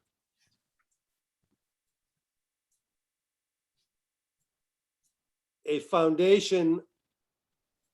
new foundation underneath the building is fine. That sounds a lot like the house that I live in right now, but I didn't own it then. It could have been. And what was happening is a lot of the old captain's houses, a lot of the old capes had brick foundations that were 2 feet and then a beam pot cellar in the middle. Yep. All of a sudden, as people were buying those and starting to, instead of tearing them down, they were renovating them and wanted to make them year round and put full basements underneath them. It's like the planning board was saying, wait a minute, this is a good thing. We want to encourage people to, in fact, keep the houses. Yeah. Improve the houses, Right. get basements underneath them. Mhm. We can control oil spills, we control everything else much better. Yeah. Don't put them through the rigmarole of a special permit when it's really not necessary. Wow. So consequently, Victor came in. I don't think he was in 30 days. And a contractor went to put a full foundation underneath an existing non-conforming. And Victor said, you got to go to the Board of Appeals. Uh-huh. I got a phone call from the client, and the client said, Jerry, you were a builder. You've done this a couple times. Victor's saying we got to put a full foundation underneath it, go to the Board of Appeals. I said, no, we've already touched that base. He said, well, he's making me go to the Board of Appeals. Will you call him? So I called him, discussed it. And I said, Victor, it's not a volume increase. Ah, And he said, well, are you sure? I said, well, let me call you back. So I called Board of Appeals. And I said, guys, I said, have you seen anything come before you regarding full foundations under existing non-conforming structures? Yes. They said, no, and we do not want to. Okay. huh. Jerry, We agree with you consistently that no, it's not necessarily, it's not increasing the volume. It's a full basement, it's structural, it's great. We don't want to see it. We don't want to take the time and energy, not a problem. Went Uh-huh. back to Victor and Victor said, okay, that's the way you've been handling it. I can understand that. I'll write the applicant a letter, but I'm going to just cover my base and say that I discussed this with the building, with the chairman of the Wellfleet Planning Board. So Victor's okay, going, Jerry, Victor's going Jerry, the other that's way not on this true. and saying there can be this end around thing where the system gets gamed to turn a initially non-habitable space into habitable. He's sort of imagining that scenario. I don't know if it's accurate or not. well, no, David, he's correct, because Jerry, we did address this at the zoning board. Not Yeah. this current board, but we were very specific when I was on the board. And the case involves the house, Todd Berry's house, Chequasit and whatever that road is. You know, that the Y there. They put in, or they're proposing to put in what they call a full foundation under a cottage. Yeah. The board, it went back and forth, right, to the depth of the foundation. Mm. They were allowed to put in a full foundation to the height, I believe it was, and don't quote me the number, 7 feet. but they couldn't put in an 8-footer because therefore you could potentially turn it into a bedroom and it wouldn't handle it. So we wanted to make sure that they could put the full foundation 7 feet, and that constitutes a basement, but it's neither occupiable or habitable. And that was the compromise. And that's in the zoning case history if you care to look it up. Well, So that yeah, was we the discussed it distinction, when we- and perhaps we did that's a it- distinction Victor wants to hear. No, Victor was fine with it. Victor went Okay. on, now David Mead's point, and said, oh, well, Jerry, what happens if there's a slider and it's a walkout basement and they come back to me after they do this by right and they want to finish the basement? Now we Yeah. got to. If it doesn't have the headroom, they can't do it. It's Well, not let's habitable. assume they have the headroom, David. And I Then- said, Well, that's the difference. Don't No. allow it. You I can said, allow a okay, full Victor, foundation up to the, hold just on, under the David. legal headroom. please, David, wait. Okay. Thank you. So I said to Victor, Victor, you're assuming something in the future. If the applicant puts it in the application, that's one thing. But I said, if in fact you're saying a worst case scenario, well, they're going to finish the basement and you don't know whether they're going to finish the basement, then you're assuming something that really is not before you at the present time. He said, yeah. I said, well, can you do that? Well, no, just looking forward. I said, you can't do that. I said, what you might want to do is you might want to grant them the permit and put on the permit, notwithstanding, if in fact you improve that, you must come back to the building inspector for review or to the Board of Appeals. That's up to you. But I said, you can't assume they're going to do an end run if they just want to put, because they're not creating the volume at the time you're issuing the building permit. So we all agreed. It was fine, and that was the end of the discussion. But, Okay. you know, if you walk in right up front with a slider, I know other towns have said, well, okay, now we got to take that into consideration. You may then send that to the Board of Appeals and say, all right, now we need to do that. Well, he's trying to be preemptive here Yeah. about something that might happen.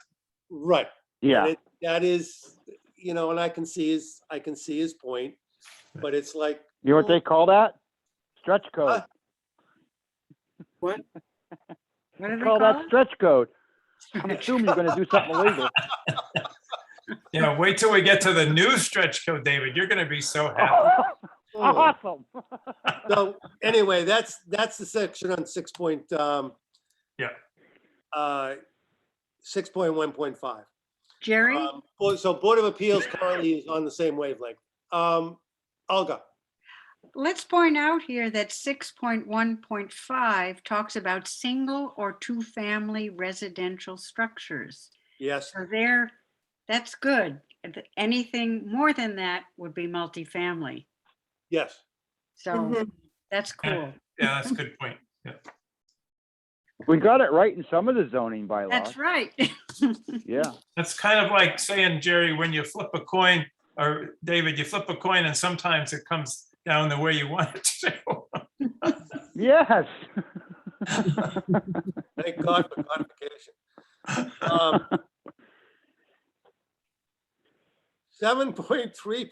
7.3.1.8.9, I didn't know that. replace inspector with commissioner. Yeah, because there's no such thing as building inspector. Is that right? So why do we Except say we that? Why do we we've always had say building inspectors forever. No, there's what they call a local inspector, and that's the definition, local inspector. Then there's Ah, building interesting. commissioner, and those are the true proper terms. But are they the same thing? No, a local inspector cannot issue certificates of occupancy. Only a building commissioner can. It's two different Oh, licenses. That's the technicality. Yep. Son of a, So we don't have. That's we don't why have they'll a never local- make me a commissioner. We don't have a local inspector, do we? no, we have a No, some towns do. Most towns do. P-Town does, where I commissioner. served as one. Orleans does and larger towns do. Most towns, Eastham, Truro, and Wellfleet have a commissioner that does both roles. Yeah, But the right, right. commissioner supersedes everything. Yeah. He is the big Bawana. Yes, Yep. that's what, okay, David, thank you. That is the difference, huh?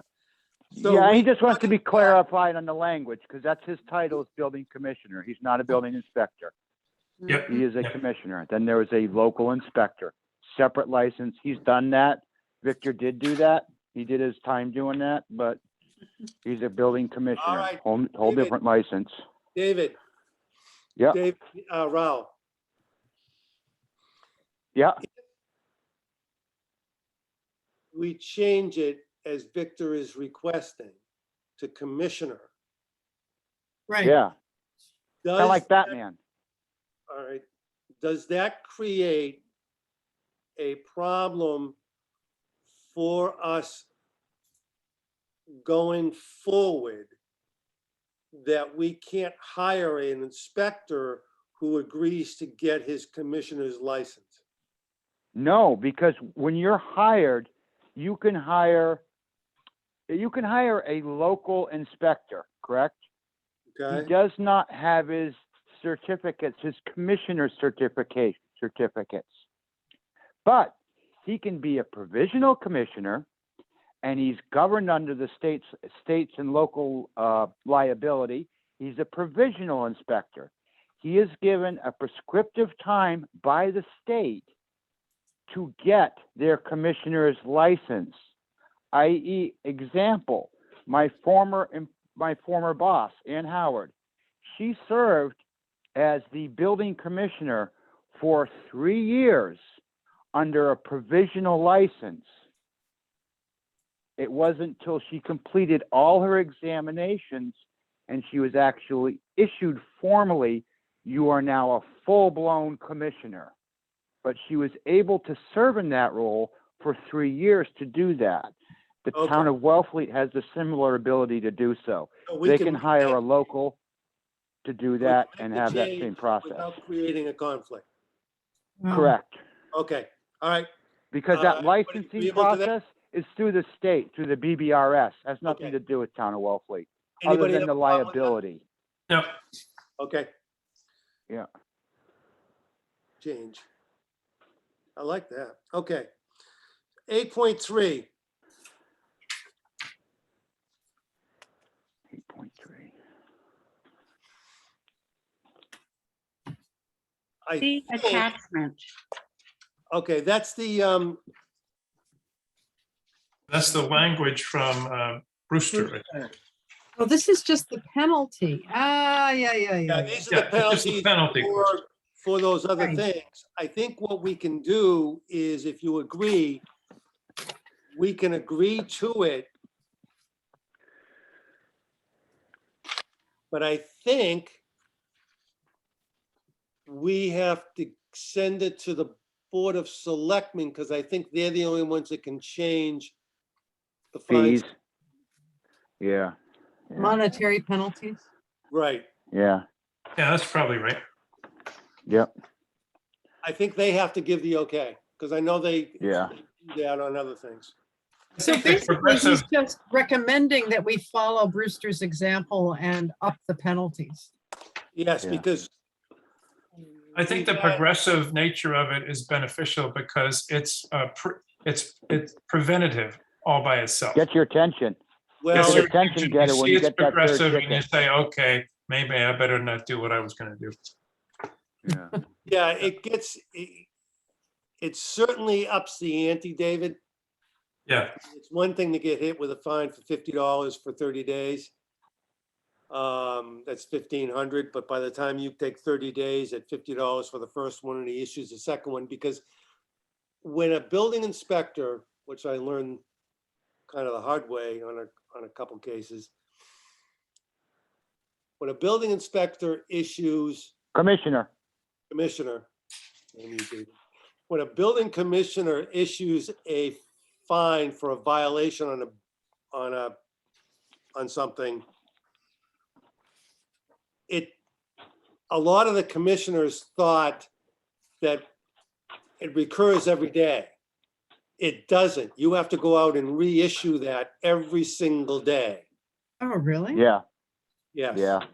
Whoa. So consequently, all right, if you do it and it stays at $50 a day, and the commissioner gets there 3 days a week or 2 days a week, because you got the weekends involved, the whole 9 yards, someone says, all right, fine, I'm making too much money, it's one thing. All of a sudden, when you start going $50 the first time and they go back the second time, and it's 100 and it gets more Yep. expensive and more expensive, and it's up to $300 after that, someone's taking a really second hard look at how many times do I want to mess with the building inspector. Right. Cuts into right. beer You money. have to issue that every single day that they are in violation. Well, that's their job to make sure. they do that. Yeah. Olga, I recently spoke with Victor about this, and there's a difference between a fine and a citation. And I think with a fine, you have to go to court, and it's not housing court, which may be the area where this comes up the most. So that was another reason he said ticketing citations work better. I can't explain it any further, but I think Yeah. one involves going to court. Well, Victor's the One week. expert on it because he's issued a lot of them. Anyway, good let's at go it. with it. all right, I'll tell you what. Let me ask him for clarification and so we can both be on the same wavelength. Yeah. Yeah. good. Yeah. Is Yeah. so, Olga, let me run this by you again. So you're saying that you think after talking to him, there's a fine schedule and then there's a citation schedule? Or the Might be language, right? Yeah. the fine is something that you have to take to a court. Yes. And that, it goes on and on. And this many is times much A criminal better. citation's Many different. times throws those out. Yeah. Excuse me? Many times the judge throws Yeah, those they out. don't understand it. They're not housing people, whatever. Yeah. And this, he said, gives him an opportunity to negotiate and get a resolution instead of just slapping fines. All right, let me check with him. Yeah. Which way he thinks. Yeah. Yeah. Yeah. All right. Because a lot of Cool. what we've been issuing them have never been on single family dwellings. They're on the commercial stuff with signs. Hmm. And it's sort of like a couple of commissioners I've dealt with, saying, Jerry, I just don't want to get caught up in the time to go back into court, because a lot of times, I know Hillary told me that she had fines out there when she had to go to court, and they were mounted up to 10 or 15 of them, and the judge threw them out. And it was Yeah. just like, what am I spending all this time and energy for? And it just gets thrown out. So if it's sort of like within house, that we don't have to go to court to collect that in a different manner, like an attachment on the property or something, let's find out and get it straight. Okay, Yeah. That's good. I'll look at it. All right, I think that did it. Okay. I probably under announcements should have said, the subdivision has not come back to us on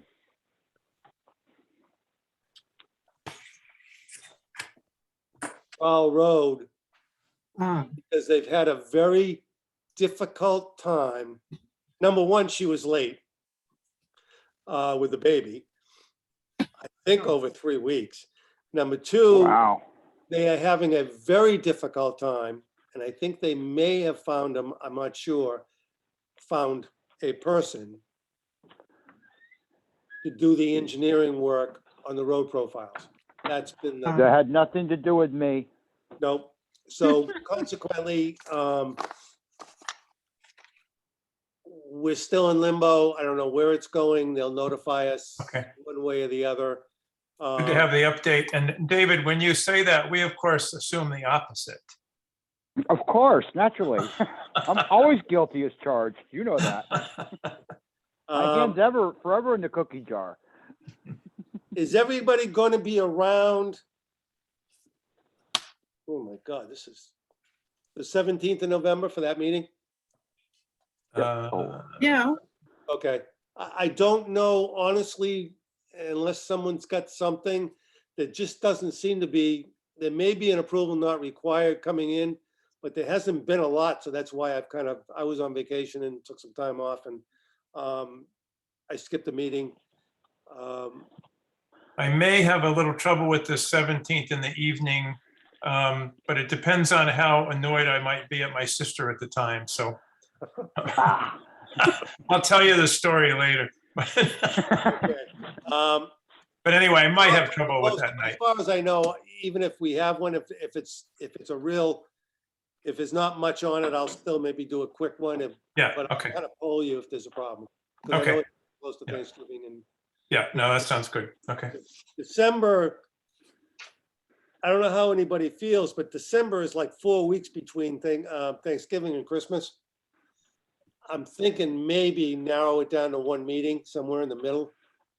Yeah, Sure. Anybody going away or in December? I'm not going anywhere. Why don't we have one every week? What the heck? I have it on my calendar for the 15th, but I guess that's just because I have the first and third Wednesdays. I like Um, that day. Well, the 1st of December is a Wednesday. Yes, exactly. We first- we usually do the first and third, right? Yeah, 1st and 15th. Yeah, so, So if I don't, let me think about it. I mean, where that 15th falls dead in the middle of the month, that might be a nice time just to have that one meeting and then move on. Yeah. But let's see what we got. I mean, is it? And we're is gonna there do it live anything- this time. Because that's our No. Christmas meeting. going live, I've reconfirmed with Karen, reconfirmed that it is not going to happen until April. Yeah. Just not going to happen. You're gonna miss my winter wardrobe. Send pictures. Oh, no, David, please don't tell him that. Don't tell him. I know what they're gonna Oh, look like. I know okay. what he's gonna look like. Bonnie, what did you have to say? I'm sorry. No, I mean, if you don't think there's anything urgent coming up before the 15th. But wait a Okay. minute, so we're having a meeting probably on November.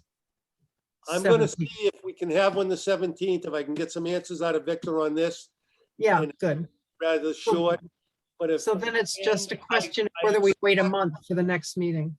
and I yeah. expect that approval not required plan that was supposed to come in for this meeting, that someone told Karen about, will come in shortly thereafter tonight.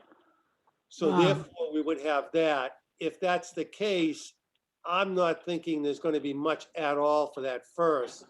And if there is, it could certainly be moved to the 15th.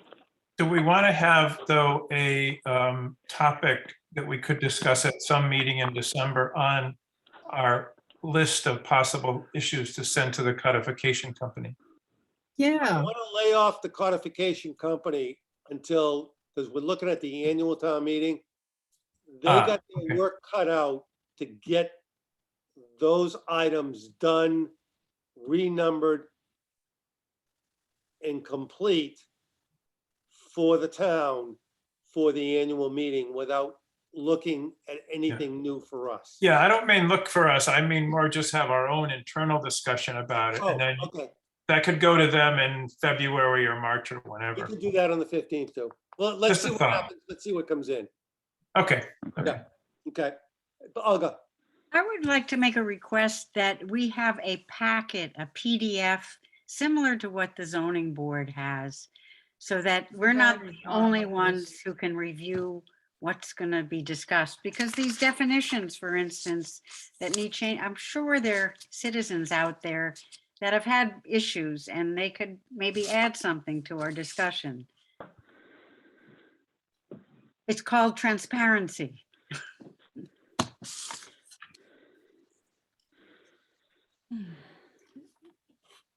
is that hard to do? No, it's not hard to do, but it's something as simple. This was not a situation, Olga, where I really anticipated even opening it up to the general public unless they were going to be on the meeting, because I didn't want to get into discussion with the general public, because I didn't know whether the planning board was even going to want to discuss or continue the discussion on. It was something that building inspector had simply passed off to say, what do you think? Mhm. Get it by us first, and then if necessary, we whittle it down to say, we're going to discuss 2 out of the 3. Mhm. I can see the point, but that's what discussions on zoning bylaws are for.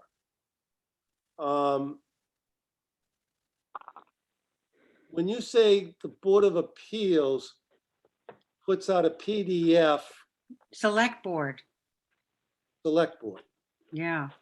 I mean, they have like 80 pages of what they're looking at. Right, right. How difficult would But that's just supporting material for each agenda item they've got. Yeah, but we could do that. And for instance, I'm getting phone calls from Rowell Road abutters. What are you looking at? You know, what is the information? Where are the maps? And if I get them, I can send them to them, but it should be out there in a packet. And I No, think but Helen Olga, has something to say about this. I see her They hand should be up. requesting Karen of that, because we're not the disseminators of the information. They don't we're the always board. get a response from Karen. That's what Yes, I've they do. heard. Yes, they do. But what's Okay. happening is they're playing. I resent that, Olga. I resent that. I'm There is sorry. a- That's what I've heard. Yeah, Well, but that doesn't mean it's true. Oh, That doesn't mean it's not true. it does. What's happening is the public plays on individuals just like you. When they don't get what they want immediately from the secretary of a particular board, they pull these kind of stunts. And they That's know why it always has to go through the secretary. it has to go through under public records that the town of Wellfleet has to follow. There is a procedure for those files to be let go. They come Correct. from them. They have a certain amount of time from the time they submit in writing for request for that information to provide it. The FOIA request. They don't like that, but that Yeah, is the well. procedure, and that is the way it is supposed to be. But So I've also heard that it's up to the chair to decide whether this can be public. There's no reason why it can't What or can be can. what can be public? The documents we look at in our meeting, I just think should be available in a packet, a PDF, much like the select board. Because I don't I'm think getting that they're requests not. from people, you know, what is it that you're looking at? Because I can't get it. Helen has Yeah. something to say. Yeah, Helen has her hand up. Yeah, she just came back on. I just saw her. Yes, Yeah. Ellen. Can't hear you.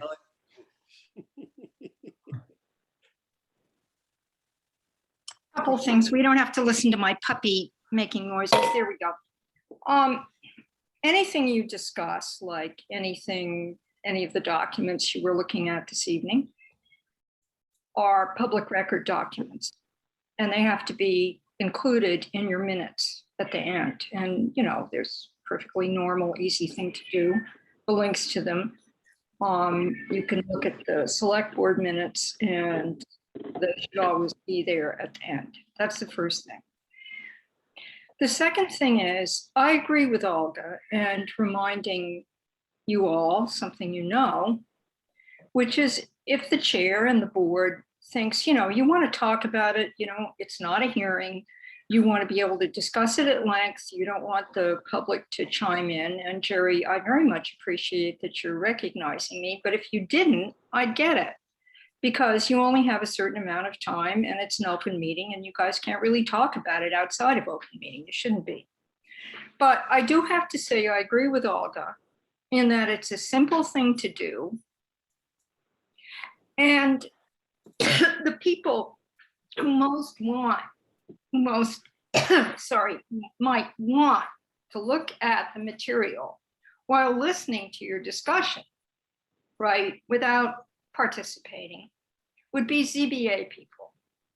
And they could think about it and they could get back to you later or whatever, write the board an email.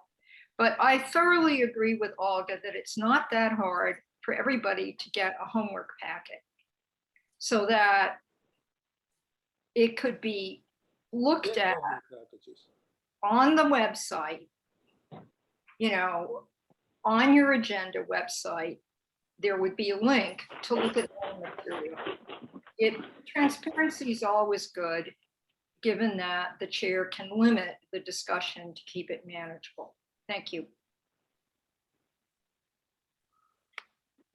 We all get packages. Yeah, but the public doesn't. That's the point. In other words, the public, including ZBA people and so forth. And you don't have to take up time with them if you don't want to, unless it's a hearing, when of course you should.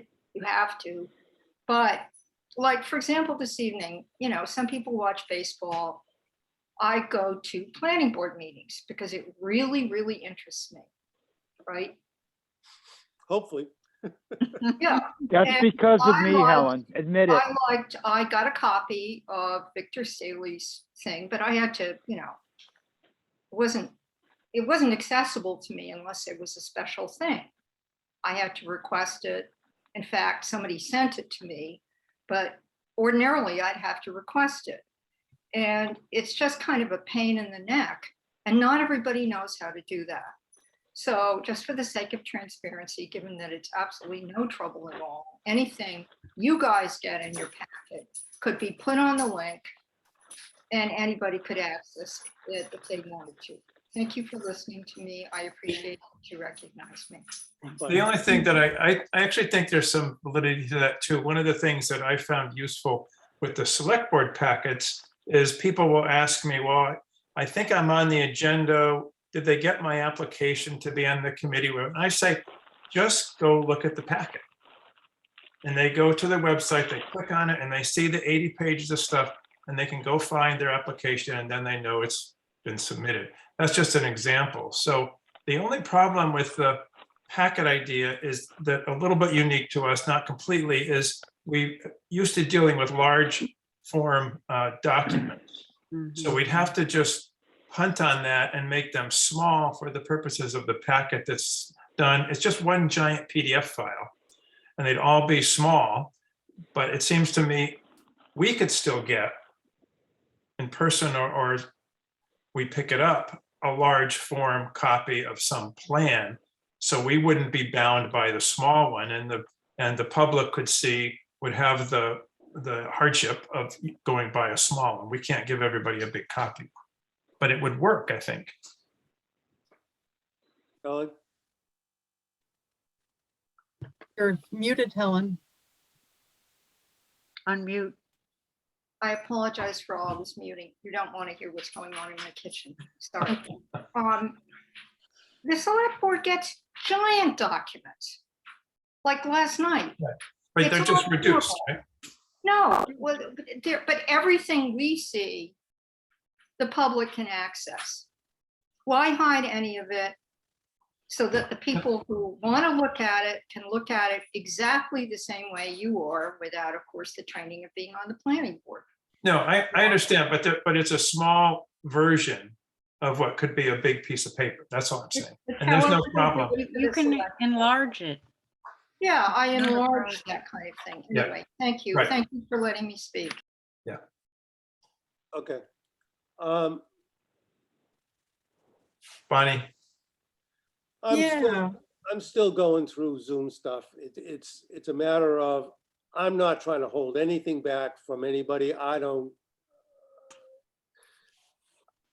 care whether people have a set of plans in front of them or don't have a set of plans in front of them. It's a matter of, if they want them, fine.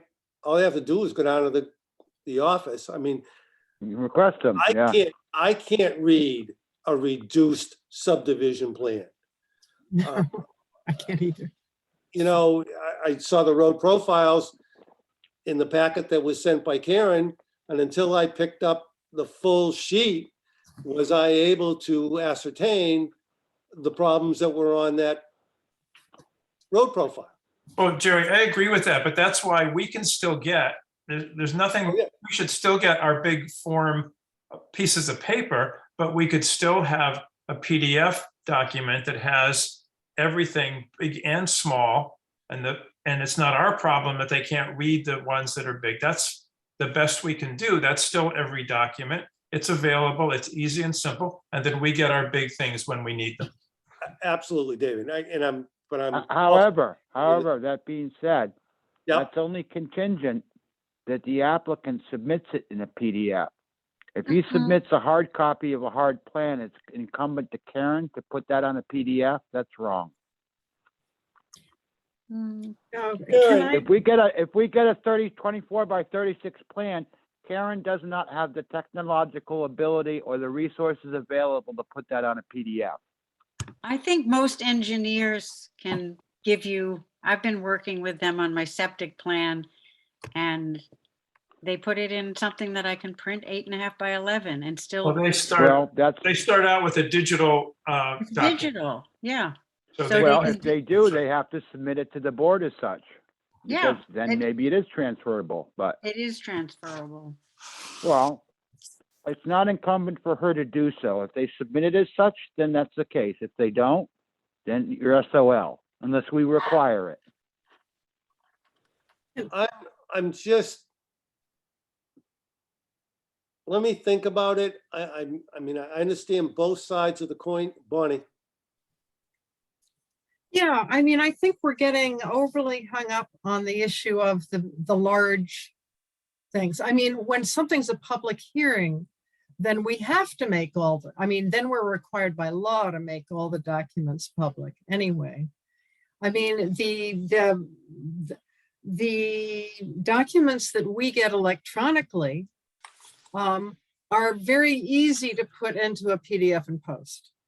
Right, just in the interest of transparency, just to be good citizens, and if there is a very large, thing that we're going to have to pick up manually in order to really understand what's going on, the packet can just say a hard copy can be viewed in town hall.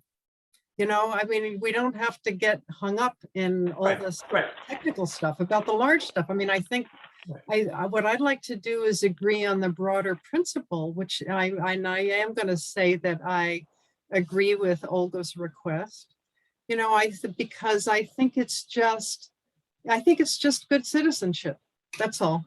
It's just transparency and enabling the public to kind of see the same things that we're going to be looking at. And the question of looking at the large plans is, it's like a technical thing. If anybody is really interested, they can go to town hall and look at the original.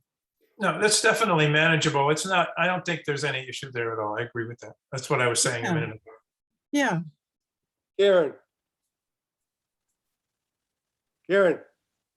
Yes, when you Yes. send out, you're sending out a PDF to basically us with the packets, right? not all of them, no. Some of the documents are already in PDF when I get them, and some aren't. But you understand, this is a part-time job for me. This is not a full-time job. And I have other boards, and I am full-time doing the water, collecting the money that the townspeople aren't paying. Wow. Yeah. But this might be a matter of doing it once rather than responding to 5 requests. So I think in the long run, it might take less time if you just did it regularly. Well, Well, I you're think that- welcome to do that, Olga. The way, Karen, it seems to me the way to make it simple is, or Jerry, all of us, why don't we just say that in addition to whatever hard copy somebody sent in for anything, it could be a letter or a blueprint, they also need to send it in a PDF file. And that way it's done by the applicant or by the engineer. The applicant doesn't always have the tools to turn it into a PDF. Correct. We require it then. You can't require technology, you evil person.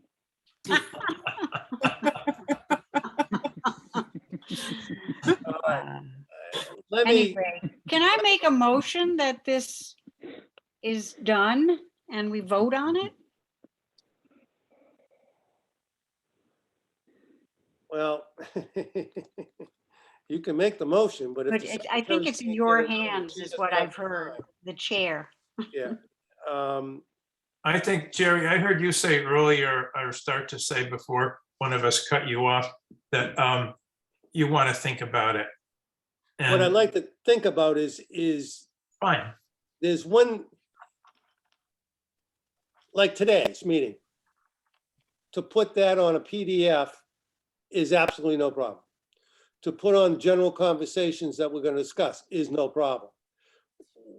When I think of the number of subdivisions that we have done,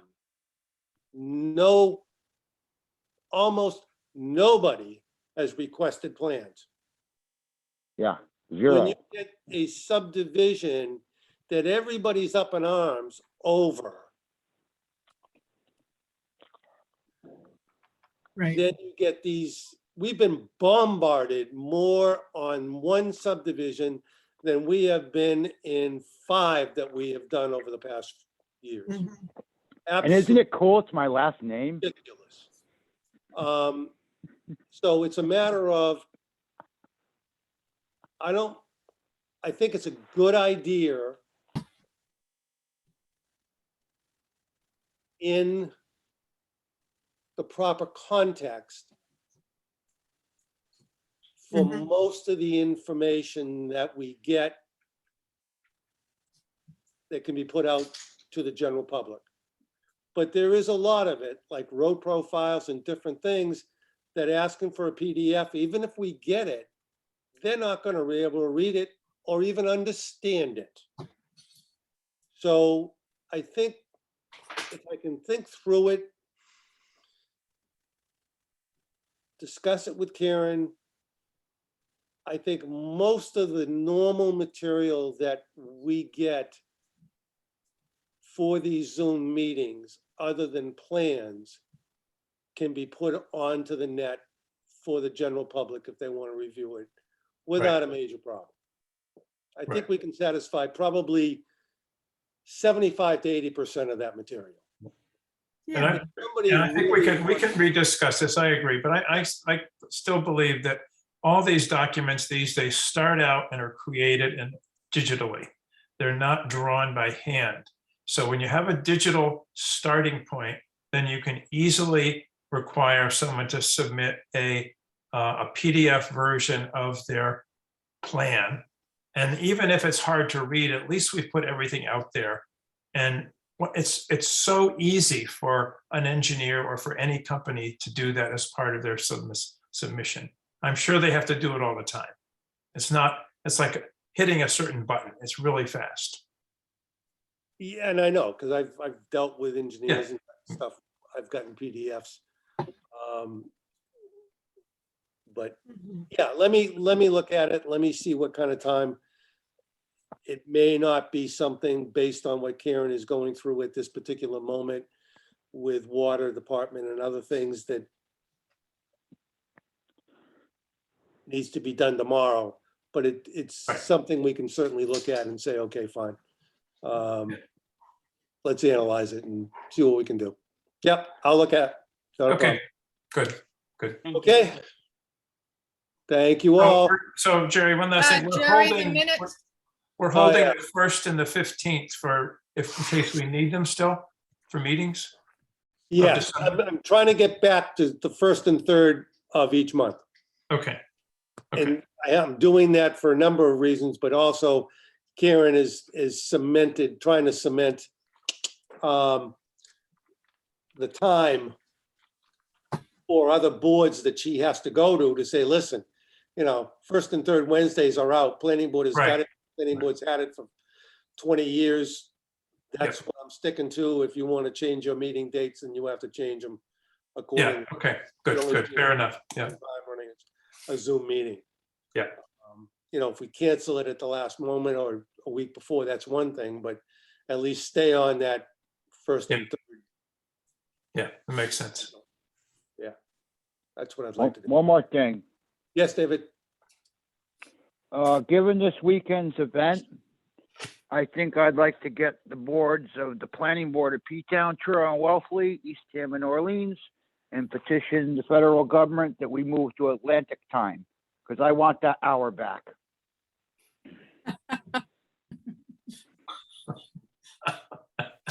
Can we do that?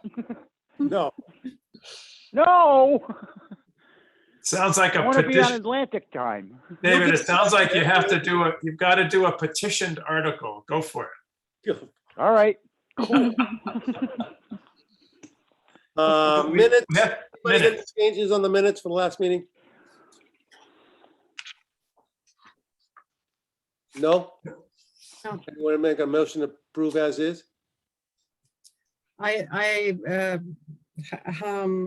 I move to approve the minutes. Somebody give me the date. September 8th. September 8th. I move to approve the minutes from September 8th as submitted. Second. Discussion? All those in favor? Anyone opposed? Good. Thank you all. Have a good night. Thank you, Jerry. Okay. Take care. Bye. Bye-bye.